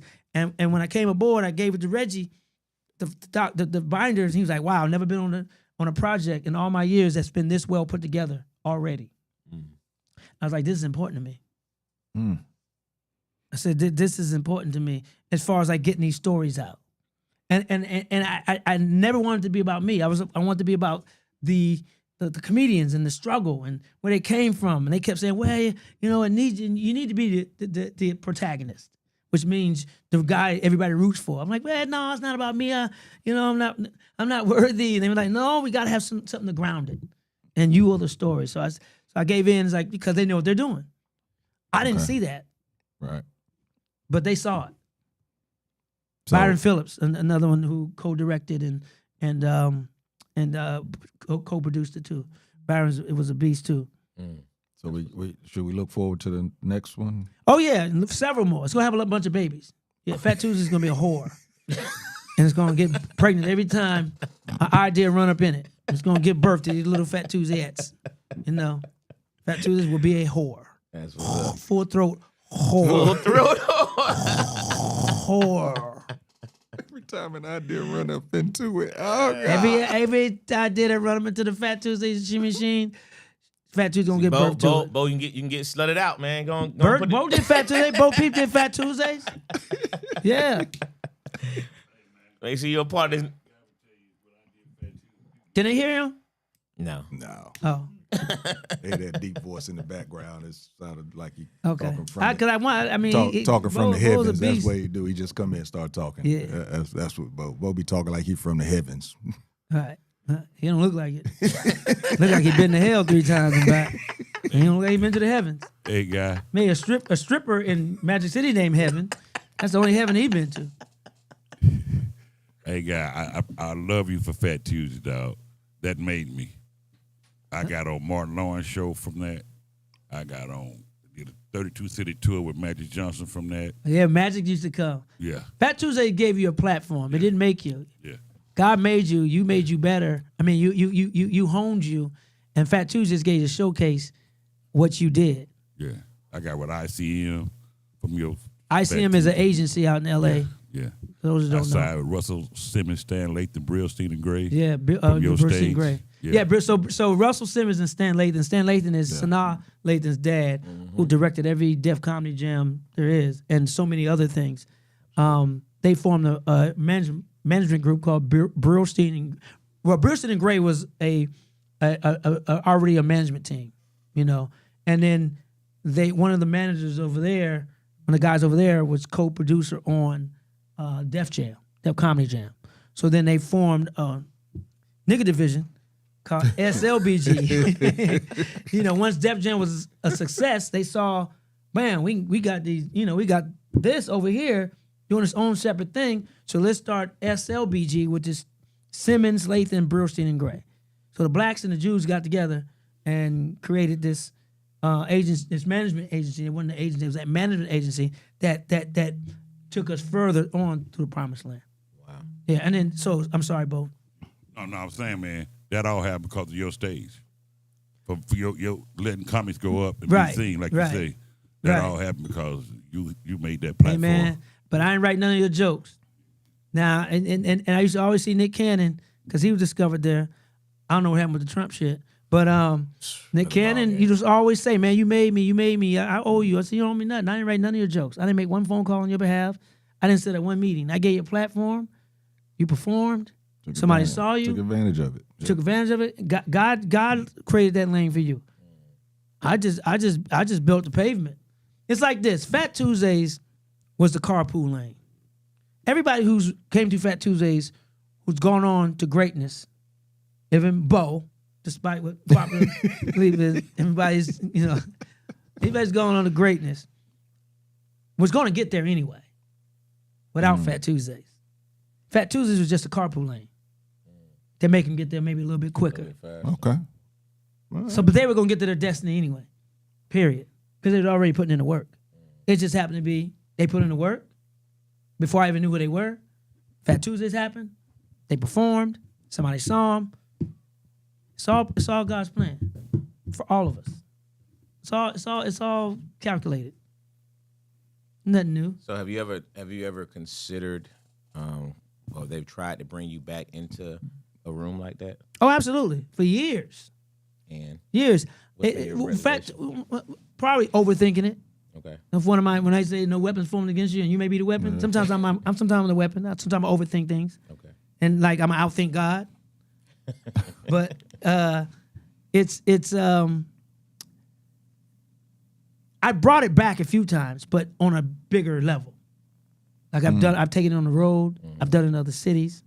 My birthday events are usually a Fat Tuesdays event in a bigger venue than the Comedy Store. Shout out to the Comedy Store who allowed us to come in there. And the Comedy Store was very fitting for Fat Tuesdays to be there. Because if you don't know LA, LA has a bunch of comedy clubs. The main three are the Improv, the Laugh Factory, and the Comedy Store at that time. And the Improv was a buttoned-up club. Like, suits and, kind of white bread. Like white bread. The Laugh Factory was kind of like wheat bread. A little wheat bread with maybe rye bread, maybe rye. Right. But the Comedy Store was Raisin Toast. It's raisin bread. It was the Misfits. It was little raisins. Who put these raisins in this damn bread? Who the fuck idea was to put raisins in fucking bread? Because the Comedy Store took the Misfits. Gotcha. If you look at the Comedy Store and people who came through there, Yakov Smirnoff and Jim Carrey and Richard Pryor, they were the different. goofball, Gandhi Kaufman. Yeah, so it was fitting that the Comedy Store did a night like Fat Tuesdays because all the other clubs didn't want a nigga night. Comedy Store took a shot on us, first with Eddie Griffin, because he did a night there first that lasted a few months. So he paved the way for even Fat Tuesdays with his night. Then a fight broke out and Tresh and Tupac was beating some niggas up with a chain and That was it. yeah, that was it. That and get these niggas out of here. But I came through with these dimples and this handsome smile with raggedy teeth, and they gave me a shot. you know, because my manager, Jeff Chetty, knew someone over there and made a phone call. Yeah. Use your microphone. Oh no, yeah, I mixed it up a few times. You want to say it on the mic? Guy, you had people like Andrew Dice Clay who would come through there. Yeah, Bob Saget. Wasn't just black comics. Yeah. He had the best of, all of them would come through there because that's where they want to be seen. And the they thing heard about the crowd. I mean, you talking about A-list people in the audience. I mean, Denzel's and Prince. Spike Lee's and Prince and it was A-list. Kanye's mom. Yeah. So they wanted to be Eddie there. Murphy, Richard Pryor. Watch the doc. If you haven't seen the doc, it's on Amazon Prime. It's got Fat Tuesdays, the era hip hop comedy. It's a 3-part series, directed by the great Reggie Hudlin, co-produced by Original Productions and Graham Net, it's Kelsey Graham's company. Amazon produced it, man, paid for it, and it's 3-part series, 100% on Rotten Tomatoes. I didn't even know that was a thing. Somebody called me and said, "Man, you got 100% on Rotten Tomatoes, Fat Tuesdays." I'm like, okay. They said, "Man, you know how big that is?" Because some of my movies didn't get any tomatoes. I did some movies. The Animal, they dogged me on The Animal. I don't think I got one fucking tomato doing The Animal. That's because of Rob Snyder. Anyway, and we got Best Documentary of 2022 in the New York Times. Wow. And we got looked upon by the Emmys. FYC, we did the For Your Consideration. We did the whole run. We didn't get the nomination, but they put it in the running for a nomination, which is huge. Fire. Yeah. And the Uptown Awards, Uptown Magazine honors. They honored us, man. Thank you. Shout out to Uptown Honors, man. They honored us, and yeah, man. 100 Black Men of St. Louis. They honored us. So yeah, it's been good. It's been real good. But check it out. I'm telling you, it's gonna take you back. It's great.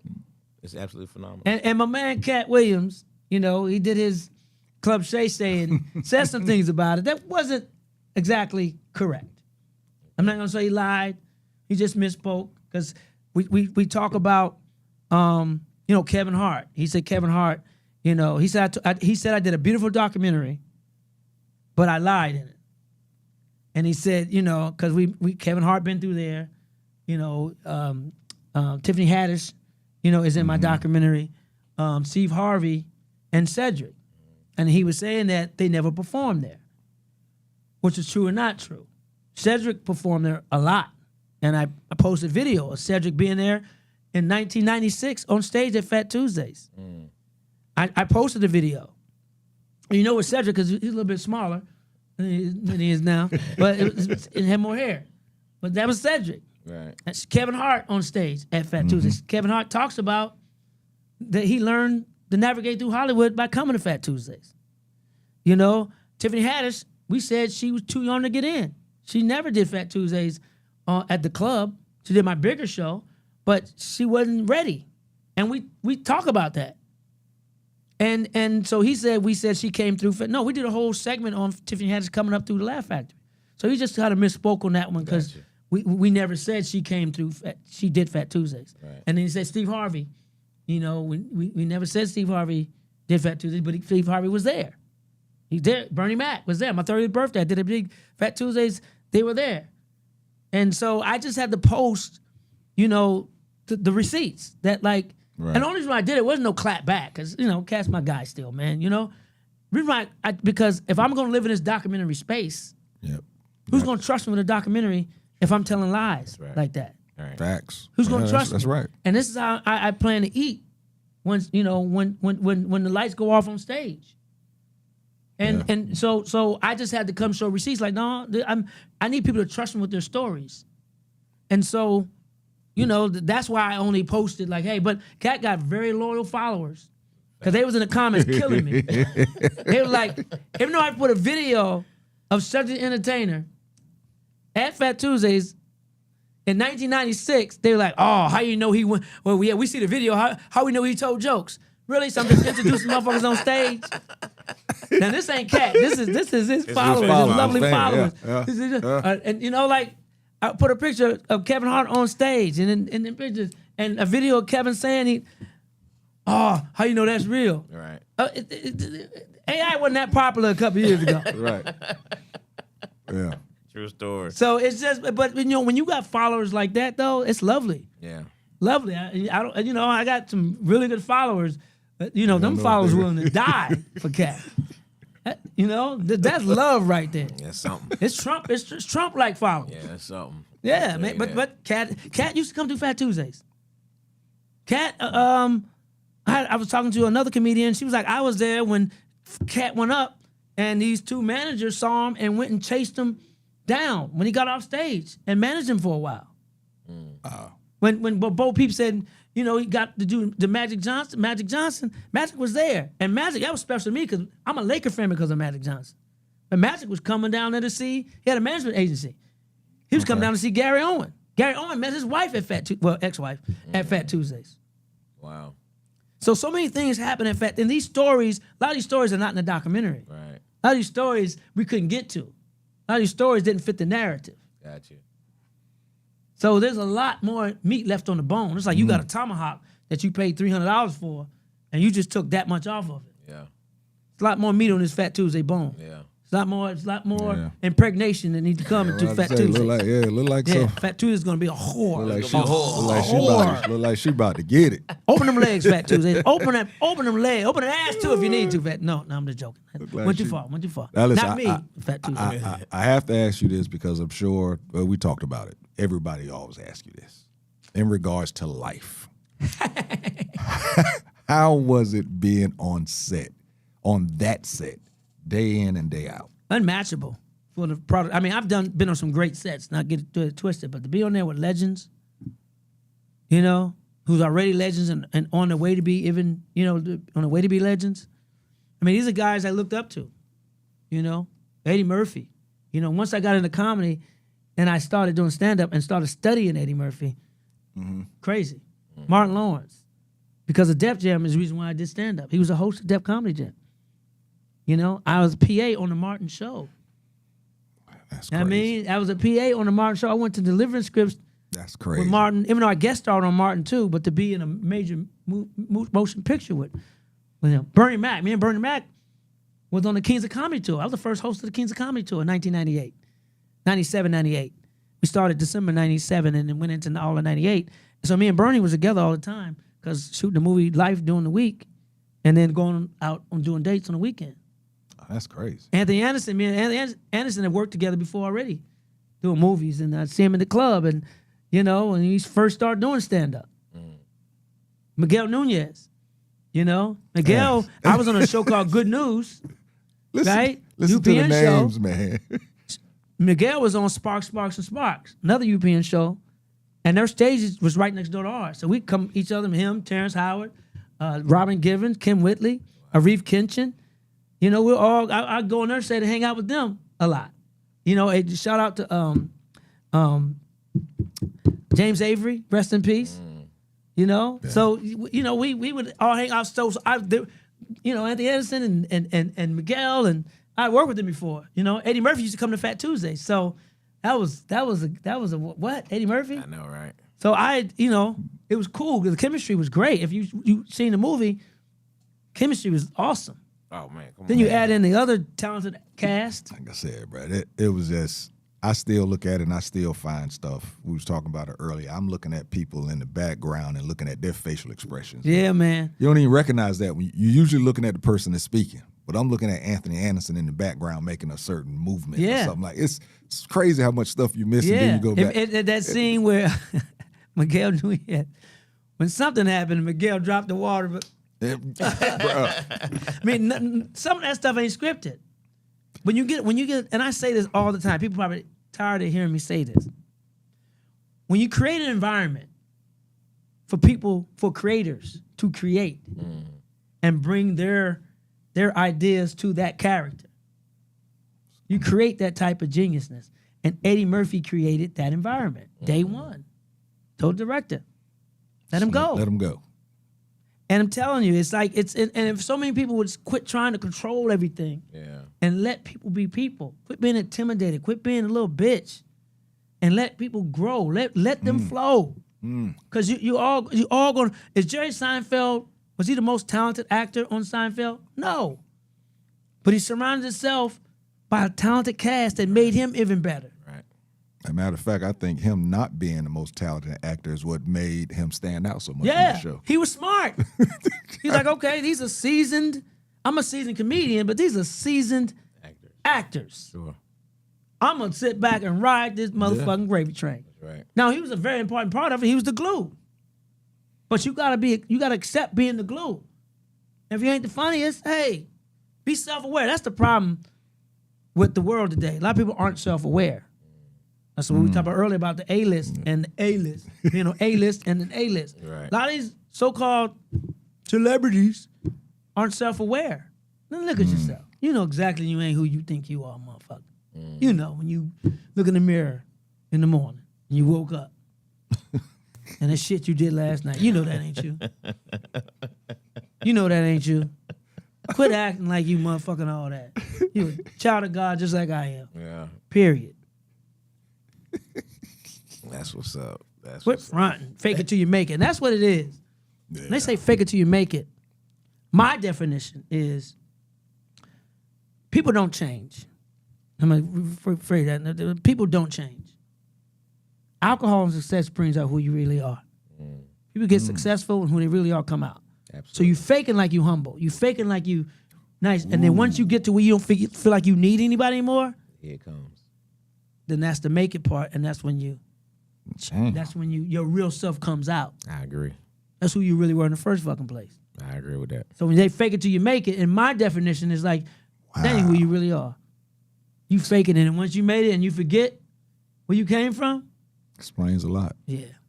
But you actually don't forget. You Explains forgot a who lot. blessed you with that talent is what it is, and those opportunities. I agree with that. 100%. No, I know I'm sounding hypocritical that I bring in God a lot, and my mouth is foul. As they say, Steve Harvey said, God ain't done with me yet. Done with you yet. He ain't finished me. I ain't perfect. Don't be like, he's telling God, but he on there talking about, vegetarian and impregnating whore. Hey, I ain't perfect. You ain't perfect. You being yourself. Being me. We appreciate Exactly. that. That's right. 100%. What you're doing. Recently, It's gonna be You a two-part. you had a- It's probably gonna be a two-part episode. yeah. This is it for me. After this, I'm done.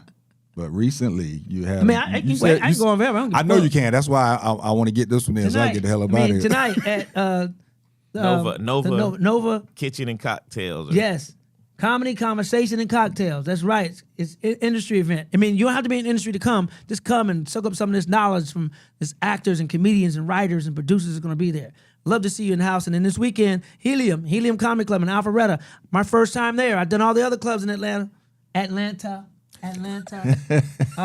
So I'm the first time doing this one. So come out. My man Lewis Dix, a legend. Bo know Lewis Dix. Lewis Dix is a legend in the game. He's going to be out there with me. And Kiana Dancy, she's hosting this weekend. One of your homegirls, one of your own. Got to have a lady on the show, always. So come see us this weekend. I was going to ask you if it was like your first time at the Helium out here. Yeah, first time. It's new. Yeah, it's new. right, It's like, About yeah. a year now. Yeah. Like the new teeth you got last week, the veneers. He said It's just new got teeth. in. No, you still getting used to them. The muscle in your mouth ain't used to. You talking like Mr. Ed, like Will. Muscle Like, in your mouth ain't used to. I appreciate that. That lets me know I'm doing a good job. yeah, Because he's definitely mine. yeah. You're right. Now, who would get veneers with a gap? With a gap. That's right. and brown at that. Who would get brown veneers? He got some used veneers. He went to a ghetto dentistry, and they went and dug up an old person, got their veneers and put them in his mouth with a gap. Oh boy. All right. Oh gosh.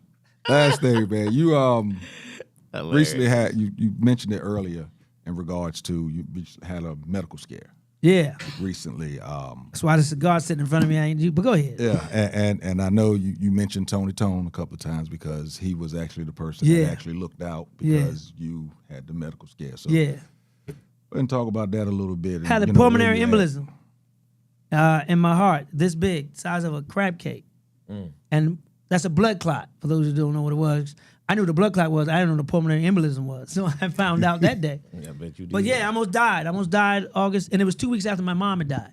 Right. We hadn't even buried her yet. And then here I am, on my deathbed, which I thought was going to be my deathbed. And I'm telling you, power of prayer. I usually call my mama But my mom was gone, so I called my big sister Roberta. Wow. So she took over the reins from my mom being the prayer warrior, because now she's like, she's not the oldest, but her prayers are powerful. And she got on the horn and got the troops to start praying for me. And yeah, man, you got to take care of your health. I talk about it on stage a lot because it's important. I feel like my platform is not just to make you laugh, but to make you keep you alive. And the reason why I'm not smoking cigars anymore because I quit. I quit smoking cigars because it led to. It wasn't the sole reason. I'm not telling people to quit smoking cigars. Just be responsible when you smoke cigars. When you're doing anything that's going to affect your body, balance it. And life is all about balance, and you got to balance it. Like when I was smoking, because first of all, and I'm not telling anybody not smoke. I'm not anti-cigars. Do what you want. But tobacco, it makes your blood sticky, and it shrinks your veins, right? So I was smoking damn near 3 a day, right? So you just got to be healthy with it. So I was taking mullein. It's an herb, and burdock root, which usually mullein is for your lungs. It kind of gets the mucus out of your lungs, and burdock root, if I'm correct, hope I'm saying this. I know health professionals coming at me, but it cleans your blood. So you got to do those balanced things. Don't just smoke in moderation because it's a good relaxer. Man, I smoke because it used to relax me. Absolutely. It killed my anxiety before a show and had me come down after a show. When we're on stage telling jokes, we are releasing a lot of energy, a lot of emotions on stage. And then so you need something to come down to. Right. And cigars did that for me. Now I'm finding new vices. But you have to have those, so it was that along with flying a lot. I fly a lot. I fly 250,000 miles or 300,000 miles a year. It's a lot of flying. And if you're going to fly that much, you got to wear compression socks. You got to wear compression socks when you fly a lot. I heard about that. And you got to, exercise is not. Even if you walk 30, get your 10,000 steps in a day. Right? I wasn't doing any of those things. And I sleep on planes because I'm, late nights, early flights. Right? When you sleep on planes, you're not getting up walking around every 90 minutes because you're supposed to get up and walk around every 90 minutes. And then compression is not the right one. Support socks. Compression socks.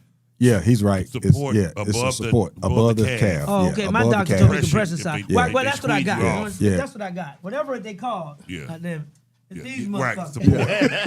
Right. Yeah. Support. Right. Yeah, support But socks. it's got to be compression socks. They has call to be them. above Well, the compression calf. gonna cut your circulation off. Yeah. Huh? Compression cuts your gonna circulation off. Okay. You want the support when they want to go up above the calf. Yeah. Got it. Yeah. Okay. Just be correct with me. I got some ankles ones too though that are good when I don't want my ankles. Yeah, they to say show the up. ankle ones they want them to be no show. Right. footies. I got those too. I actually just heard a doctor talking about that on the radio Yeah. this morning, talking about that because So- of blood clot. Yeah, blood clots. So if you fly a lot, if you sit a lot, if you're in a stagnant position a long time for a lot, it's not good. A lot of editors that in front of editing all day, every day. You're prone to clots, right? So you gotta eat vitamin K. Take some vitamin K. As long as you're not on blood thinners, you gotta exercise. You don't have to try to be Right. Joe Torre, but or Terry Crews. Just walk. If you got a dog, walk 10,000 steps a day. You got an iPhone, it tracks. Keep it on you. You probably doing it already anyway. Eat the right foods. If you're gonna do bad, do well too. Balance it out. Don't do everything bad. So the funny thing is I quit drinking too, right? But every time I quit drinking, I got blood clots. Oh wow. Because alcohol thins your blood. Right. Now, which is weird because it's my True, second though. time. Yeah. And it's weird because like alcohol, but in moderation. But I was drinking, I was drinking a lot. I wasn't a drunk, but I was drinking a lot. And I drink for free. I'm black. We love free shit. Right. True. Alcohol is in my contract. Right. It's on my rider. That's right. But the thing about it is, so it's like so you gotta just be responsible. Right. So I'm not saying don't smoke. I'm not saying don't drink. Just make sure you do the healthy shit on the other side to balance it out. Period. That's right. Eat better. Great message. And that's why I say COVID was great for me. I mean, we lost a lot of people. People lost a lot of jobs, a lot of businesses. But man, it took me off the road for a minute, and that road was killing me. The road was killing me. Literally, I didn't know it, but I was, drink for free. And before a show, I'm doing at least 2-3 shots before a show. I'm doing almost 200 shows a year. That's just on the weekend. I ain't talking about drinking during the week. Wow. That's a show. So then I'm traveling a lot, flying, the blood clots and stuff, sleeping on planes wasn't healthy. And when you're on the road a lot, you're eating dirt, you're eating bad. Yeah. Eating fast food, comedy club food, fucking hotel food, all that shit is bad. If you eat on a consistent basis as comedians. If you go to a comedy club, they got good food, that's fine. You ain't in a comedy club, for 5-6 shows in a weekend. It's gonna weigh on you. Right? So I was doing all of that, wasn't exercising. But during COVID I did. So COVID took me off the road. It made me Peloton every day. I was cooking my own food. I did a show called Comedy Kitchen that I went on live with, and that was fun. So I was cooking, so I was eating healthier. I was on my Peloton twice a day, and I wasn't drinking as much because I was by myself. I mean, you drink alone, you got a problem. Period. Yeah. So all that with COVID not having me taking that, and at that age at the time, I mean, I was 50 at the time, 51 at the time. Did I doing COVID or whatever? 57 now, so I was like 52. All that shit can pile up on you. So that I needed that break during COVID. Unfortunately, I mean, I lost a lot of money because I wasn't working, but God gave me a pause, gave my body a pause. And I lost 18 pounds during COVID. Then I got COVID, lost another 18 pounds. Shit, I look like Melanie Camacho for a minute. All I need was some high thigh boots and some funny jokes. Because that's what she got, high thigh boots and funny jokes. Hilarious. That's my good. Shout out to Melanie Camacho, one of the coldest in the game. No doubt. That's all she got. No, I'm talking about, I ain't saying that's all she got. I'm saying I needed jokes because I was thin, because she got jokes, tons of them. She always had jokes. From day one, she had jokes. Yeah, and still got them. She's still killing them. Oh, so that you want to talk to somebody who got longevity. For a woman and a black woman to be in this game, that's facts. Her, some more, all them. Yeah, some more still rocking. Still rocking. Adele Givens. Oh, wow. You know what I'm saying? Myra J. Wow. All the OGs. Monique, they all longevity and still, and it's tough in this game for women. It's tough in this world for women. Yeah. Let alone entertainment. Then you add on comedy, then on black comedy. Man, that's a story that I've been wanting to tell, but I met a guy in New York. He wants to tell that story as well. I mean, we're supposed to link up, and because that woman's story, that would be, man, the stories that they have. Oh man. Leslie Jones, another one who's still doing it. And it was, I remember a time when Leslie was fed up with Hollywood. Yeah. And for some reason, she don't like me today. I don't know why. I always rooted for her. And she's always been fucking funny. But she wasn't getting the opportunities. But I put her on stage at Fat Tuesdays. I remember she was about to move to New York.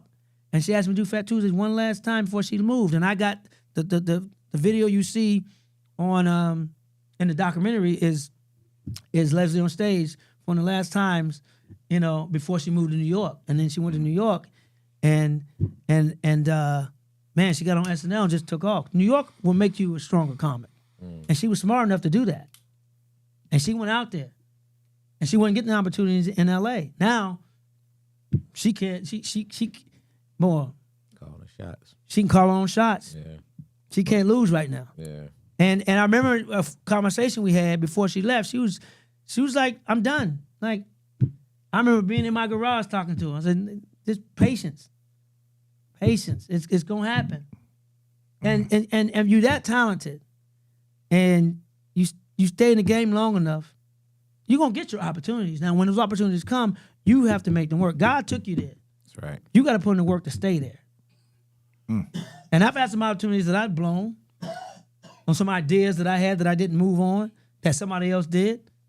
And God just like, okay, since I gave you this seed and you ain't gonna plant it, I'm gonna give it to somebody else. There's a lot of us in this game who had ideas. Sure. And then you sit on it, and then you see somebody else do the same thing, like, that was mine, because God gave it to somebody else. Because you didn't do it. Because you didn't move on it quick enough.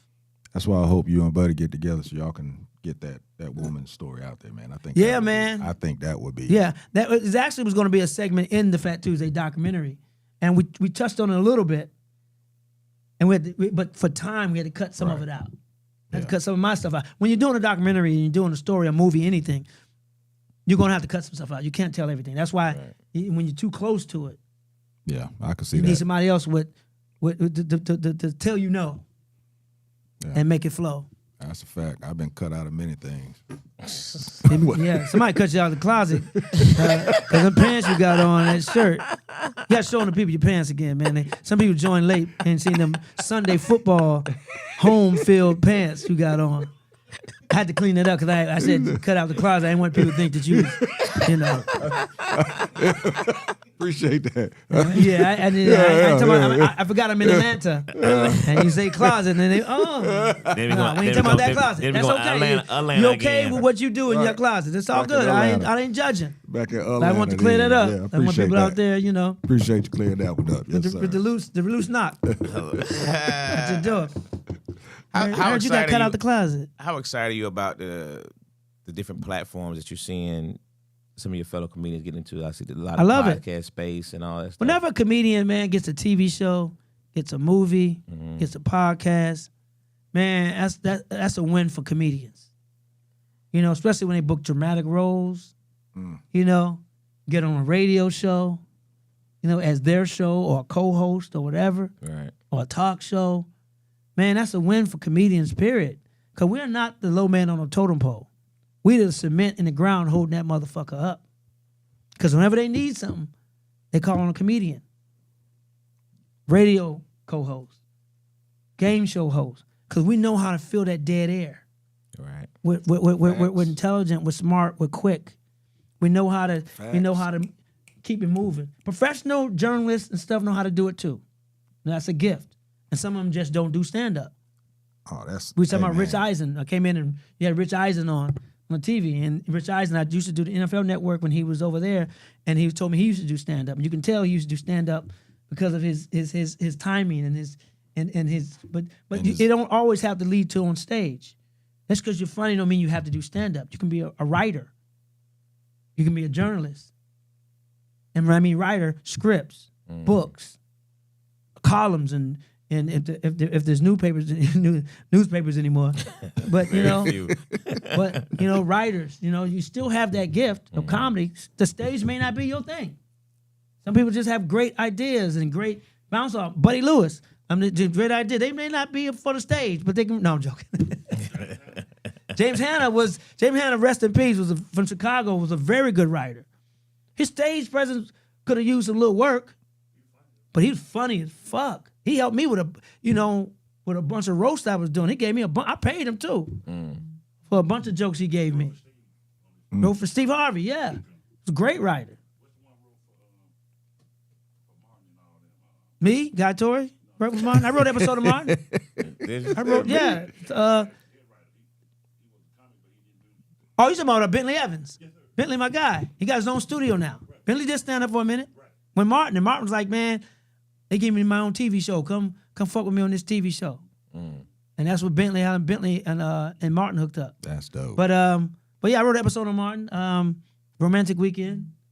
Street name was Chili Gonzalez when they got attacked by that rat. Oh yeah, I was gonna say with the big rat. Yeah, that was my episode, and me and Matt Diamond wrote that. And Martin, Martin and Bentley and Benny Richburg. And, yeah, I'm laughing just thinking about that. Yeah, episode. man, Darice, and they all helped me, get that there. Thinking about that episode, bro. That's Kenny Buford. But that's dope though, from a PA to write an episode. Yeah, I went from delivering scripts to writing one. That's cool. In a year. And then you end up guest starring. I guest starred, wrote episodes, did all. Stand-in, it was Martin stand-in for a couple episodes. You talking about, the chops. You did it. You got to do it, man. You did it. And it's good to do it because it makes you appreciate all those other jobs. So and when you get on top, you're not shitting on the PAs. And you're not shitting on you learn as you go. Yeah, you're not. All those positions in a production are important.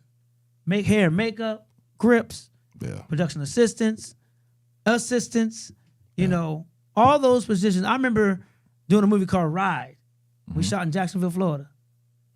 And Will Packer was a cable puller. Wow. What? It was the white boys and electricians, and Will Packer was, Wow. That's and they wasn't treating them fairly. I mean, they wasn't like dissing them, but they were like, but he was a cable puller. I guarantee you, a lot of those guys probably called him for jobs. Now, but he was a cable puller. Oh, that's crazy. On a movie called Ride.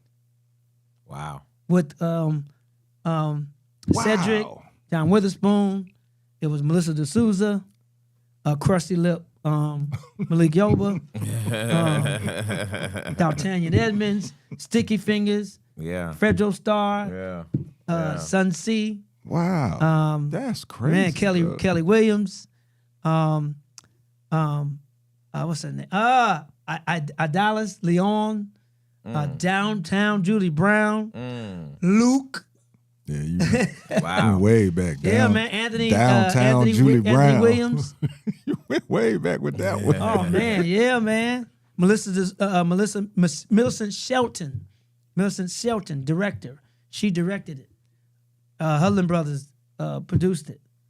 Yeah, Harvey Weinstein was part of the production company too. How about that? But yeah, man. That's a whole other story. Right, Yeah, right, whole right. other story. Yeah, man. My man Casper. He was the white Jewish kid on there. Played in there. That was a good production. But yeah, Wilt Packer played the cable puller, man. That's wild. And when he played it, he was a cable puller. And look at him now, one of the most successful movie makers I today. think he got a movie dropping this weekend. He got a movie dropping this weekend. Yeah. So how can you not be proud of people you see that started like that and worked their ass off? That's real. And didn't sell their soul or their whole. How about that?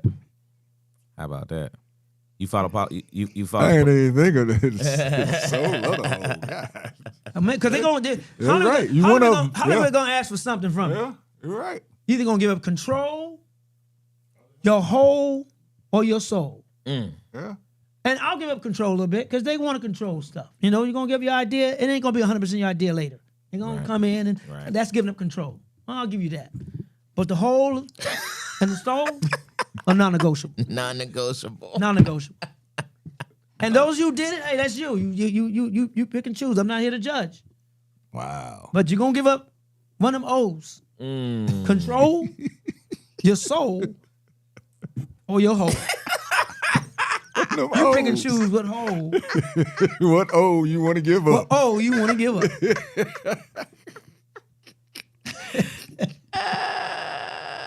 Control your soul or your whole.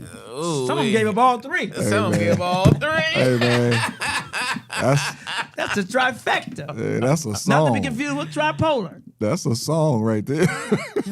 Give up your O's. Don't give up your O's. Don't give up your O's. Don't give up your O's. Yeah, boy. Keep your soul, your whole, but give up that control. Protect your home. Is the gatekeeper thing a real thing? I believe it is. I think that's in any profession, not just Hollywood. Okay. I mean, you look at the firefighters. Firefighters. It's a very good old boy system in every city. Mm-hmm. And black firefighters. That's why they have the Black Firefighters Association, because there's a lot of shit that they don't. Levels they can't get to because they have gatekeepers, the good old boys. Generation been passed down in the white community with firefighters. And people always say, well, you always talking about race, because this country is about race. That's why I'm always talking about race. Period. Fuck it. You ain't talking about race. You ain't bringing race, because you motherfucker bring a race all the time. Anyway, you motherfucker know who you are. It ain't all of you, but it's some of you. Most of But it. anyway, not most. No, I won't say You don't most. think it's most? No, I don't think it's most. But a lot. But it's a lot of gatekeepers in every profession. But in the industry, absolutely.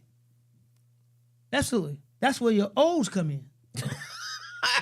Control your whole or your soul.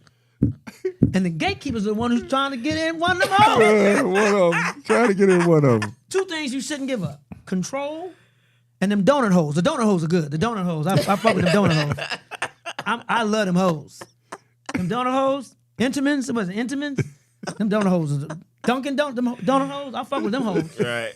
Yeah. That's it though. Yeah. And Yeah. yeah. Ladies. But they're not hoes. They're ladies. Queens. Women. Vegetarians. Hilarious.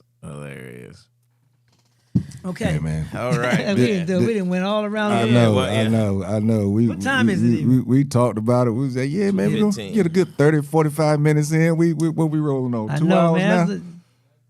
Yeah.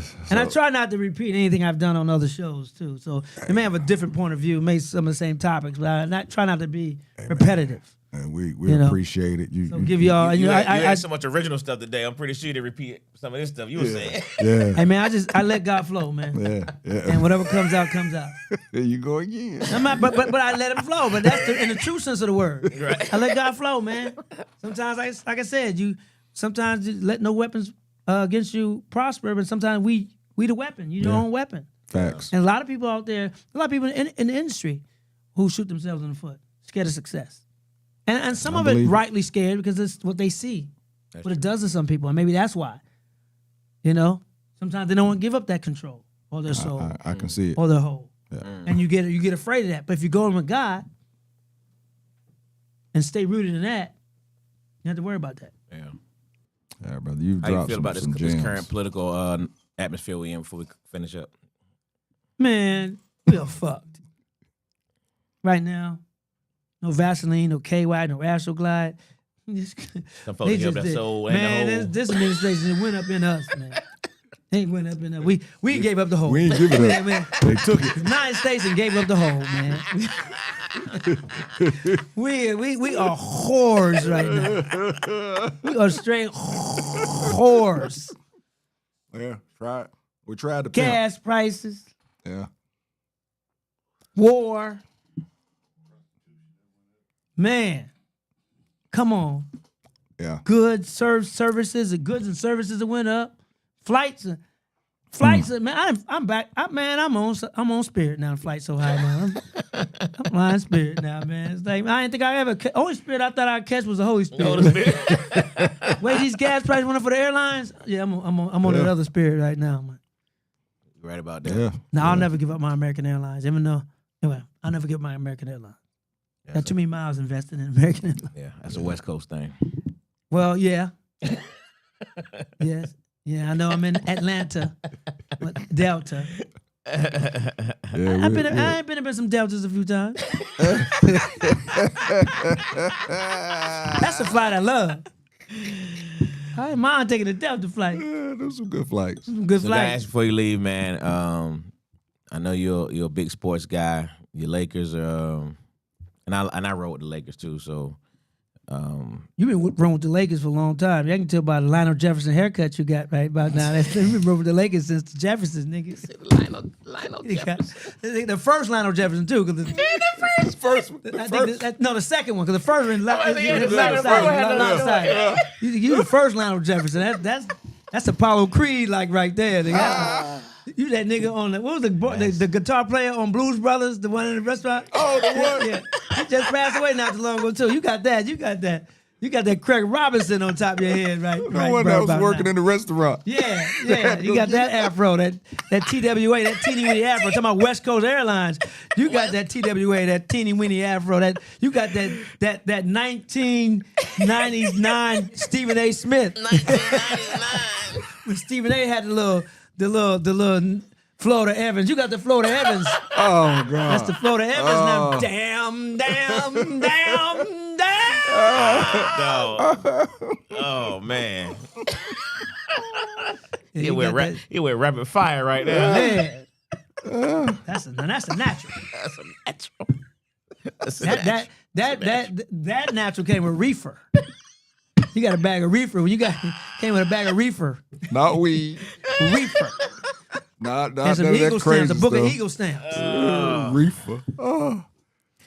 That came with them food stamps with the different colors in the book. Right. Green The one, the different brown colors, one, the yeah. red one. Was it an orange one too? Yeah, and the cents were like $5. Yeah, they even had coins. They had food stamp coins back then. That's what that haircut came from. Yeah, you got that. Man, I wish I could smoke with y'all, man. But I promised God I'd give it up when I was on the operating table. I said, you bring me through. No more drinking and no more cigars. And July 6th was my last smoke and my last. And I did it because my mom went to the hospital. And I did it for a prayer fast first. I wasn't planning on giving it all the way up. Okay. I know I changed lanes without signaling, but I was just looking at the cigars and it took me there.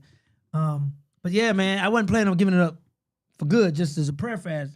And then, Mom didn't make it. And then when 2 weeks later, I say, okay, I'll give it all up if you bring me through. And he gave me another chance. So I got to take care of my health. I have to. I got Good stuff, too many more, babies to have with Fat Tuesdays. I heard that. I got too many ideas and I got to get them done. Got to get them done before he gives these seeds to somebody else. That's what's up. So yeah. So anyway, yes, you about to say Afro, natural, teeny weeny Afro. I was about to ask you about your Lakers. Do you feel like? Matter of fact, you got the AC Green when AC Green before he had the Jerry curl. No, you got the AC Green now. After the Jerry curl. The now AC Green. That's speaking of Lakers. You got the AC Green. Back then you had the Adrian Baylor. Elgin Baylor. Elgin Baylor. That's what you got. You got the Elgin Baylor. You've been a fan since Elgin Baylor. Oh, go ahead. Sorry. Man. It ain't Dr. J. Wade, but it ain't even Dr. K. it ain't nowhere near that alphabet. That's an Elgin Baylor. Yeah, Metal Arc Lemon. Oh man. What was your question, man? I don't even know. Lakers. So stay on topic. I'm the one who always takes us off. Do you feel like the season's over with the injuries? And do you think LeBron will come back for a final year? As of today, as we're doing this podcast, we have 3 games left in the regular season, maybe 2 or 3. Luka's out for the remainder of the regular season. Reeves out for the regular season, and prayerfully we get him back during the playoffs. This is the whitest the Lakers ever been since Elgin Baylor and Jerry West. When Elgin was on the team, had a bunch of white boys on the team too. And right now we got 6 white boys on the team. Right. 6. And Lakers ain't been as white since your hair was in style. Yeah, I think we can, man. I mean, we really shit the bed with OKC twice, back to back, which was crazy. Really even with the backup unit in, we still should have done something. I'm sorry. No excuses. I don't believe in excuses. You put a team together to next man up. So we got to get our shit together. We went from 3rd place to 4th place, and we got to get our shit together. We got to play well. Hold on, 4th place by 3. I know. Yeah. By a nap, one of them naps. Right. But anyway, yeah. Do you think LeBron will come back for another year with the Lakers? Do you want him back? I think LeBron. You know what, LeBron. People know me. I'm a Magic Johnson, Kobe fan, Shaq. When it comes to the Lakers. Okay. When it comes to LeBron, 41 years old, doing what he do, you can hate all you want. Hate all you want. But he's still doing I am a reborn LeBron fan. Okay. And I only dislike LeBron only because they was always compared him to Kobe. And I'm a Kobe guy. And not knowing that they were friends, they bring up LeBron, I bring up Kobe. Because I was just a Kobe guy. I was comparing the two. I'm like, I'm Kobe. So it was by, just by mere hate, being petty. Same thing with Michael Jordan. I was comparing Magic and Magic and Michael. And I was like, I'm Team Magic Johnson. Even though, Jordan was Jordan, I still didn't like Jordan because he won his first ring against the Lakers. That's it. I'm petty. I hold grudges. But he's that dude. Period. Now, GOAT conversation, I think it should be generational. Absolutely. But as a true Laker fan, in my eyes, the real GOAT is Bill Russell. And I hate the Celtics. Like, I hate the Celtics because I'm a Laker fan. Right. Shout out to Jason Tatum from St. Louis. I root for you. And Jaylen Brown, they dope. He ain't from St. Louis, but Jason is. But anyway, I hate the green. Green is because I'm a Laker fan. But Bill Russell, not only does he have the most rings, he got rings as player and coach. That's correct. Then he played in an era when it wasn't popular for blacks. Couldn't stay in the same hotels as a team in some cities. Right. And he played when there was no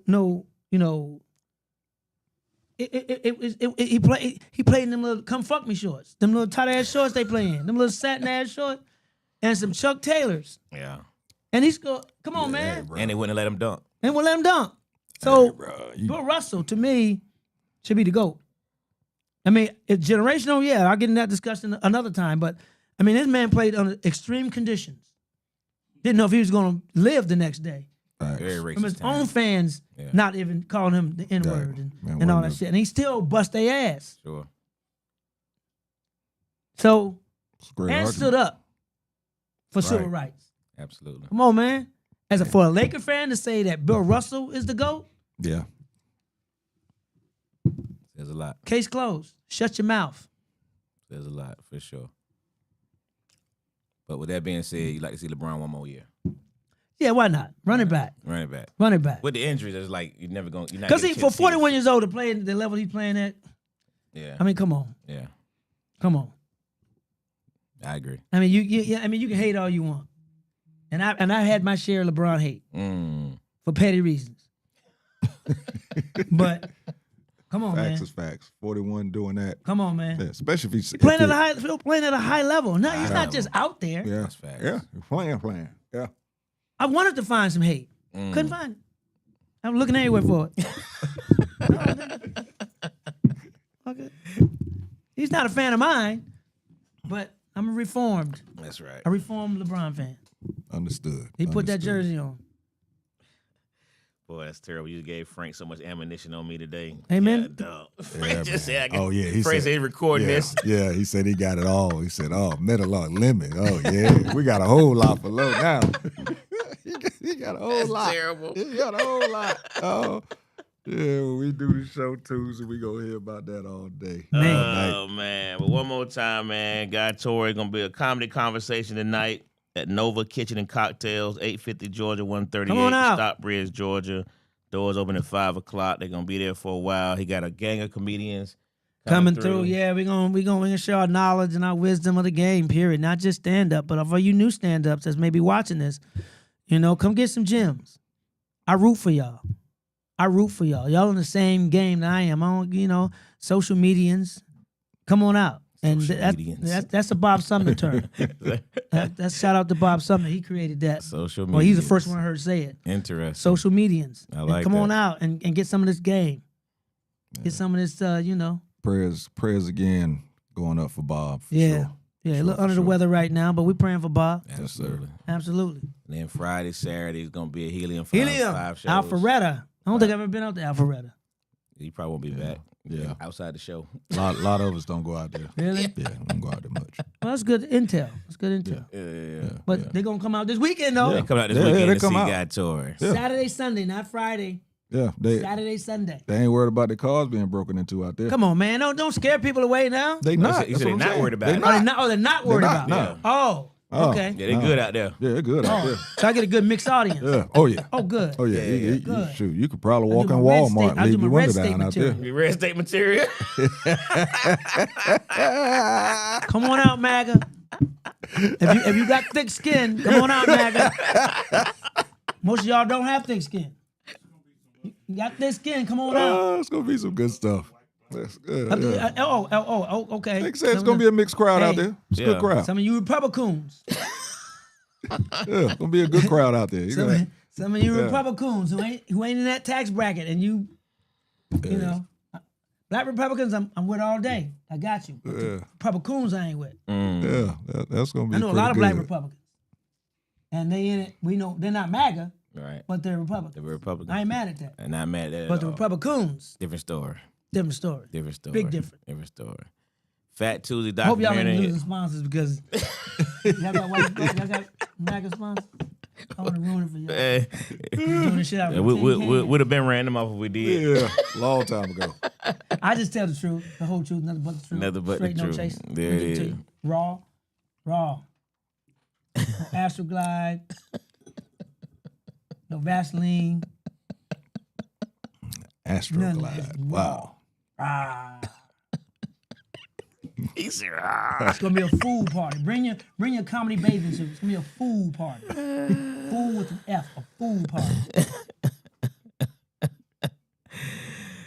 sound Sound like a plan. Ooh, baby, I like it raw. he said raw and uncut. That's what he said, man. Yeah, man. Unapologetic. Come on out, MAGA. That's what's up. That's what's up. Yep, There good it stuff. is. Good stuff, man. You dropped some real gems today, for sure, for sure. Hey, man.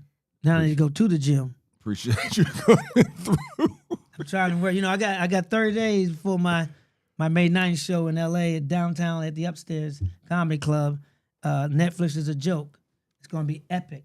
So I want those of you LA or you're gonna be in LA for Netflix is a joke. Come see me at the Upstairs, LA's newest comedy club in downtown LA where I live. DTLA, baby. It's gonna be hotter than slave ass. That was hot. That was hot.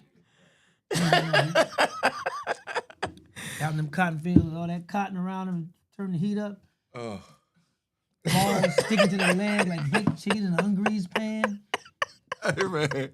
That's Hotter than slave coochie. the great, They ain't had no penicillin back then either. Ugh. the great guy Gotta Tory. burn and let it. Again, Put a some salve on classic it or something. conversation. How did they get rid of gonorrhea back then in the slave days? You know they had it.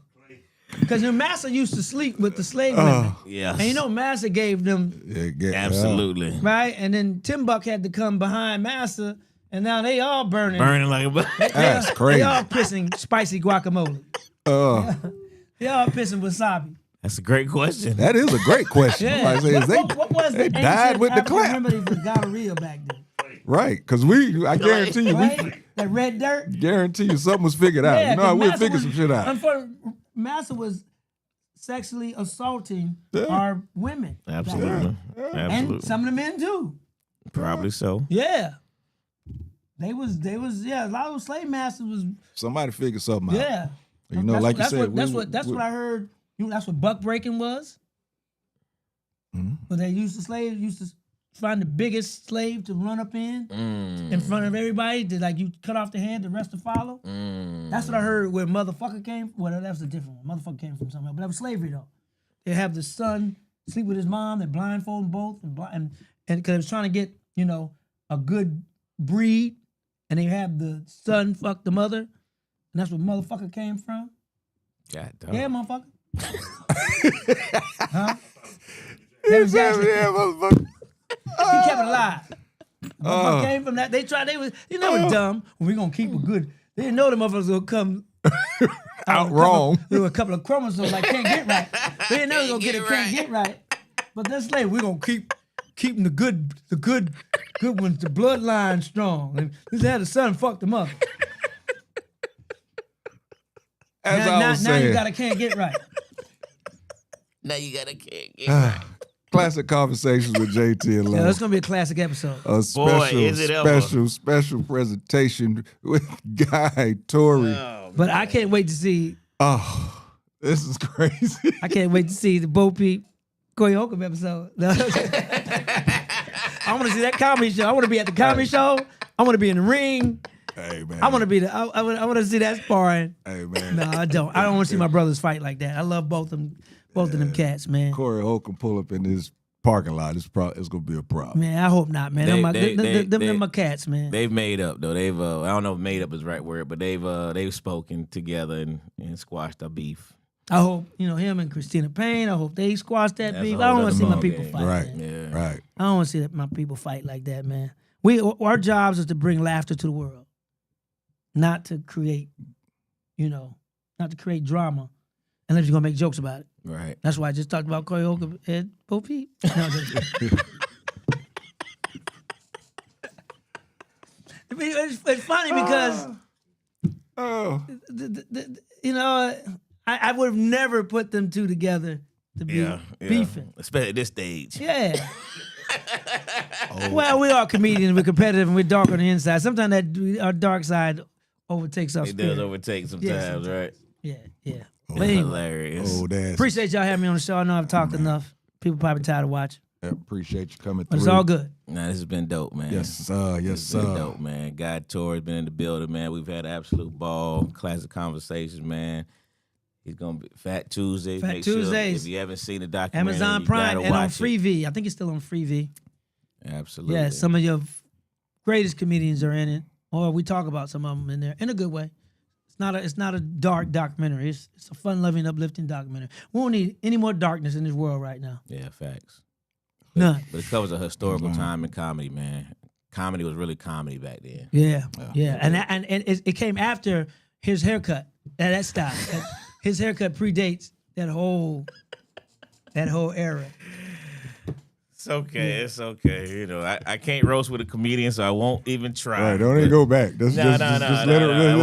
I won't even just try. let it happen. But he don't go back, but that hairline is starting to creep back. But one thing is consistent is everybody always talk about either don't have no hair, but I don't. I know.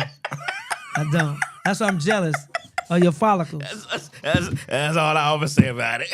But I got the best barber in the world. Yeah, do you? God is my barber. God is my barber. God is my barber. And he's Bo's barber too.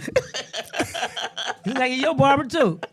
We all got God. We got the best barber in the world. I got the best barbers in the world. That's right. God is our barber. My follicles said, fuck it. My follicles have failed me. I tried everything. I tried. And it wasn't a hole. It was just like I had a little piece here, a little piece that was starting to get thin. Yeah. And it was gray too, so it looked thinner than what it was. I'm not gonna be the dude spraying this shit on and scared to go out in the rain. Yeah. Scared to go Right. You know, start raining now, you look like Alice Cooper. All the black that ran down your face. You like you in a group kiss. You know, I'm like, fuck all. I'm gonna shade this shit off.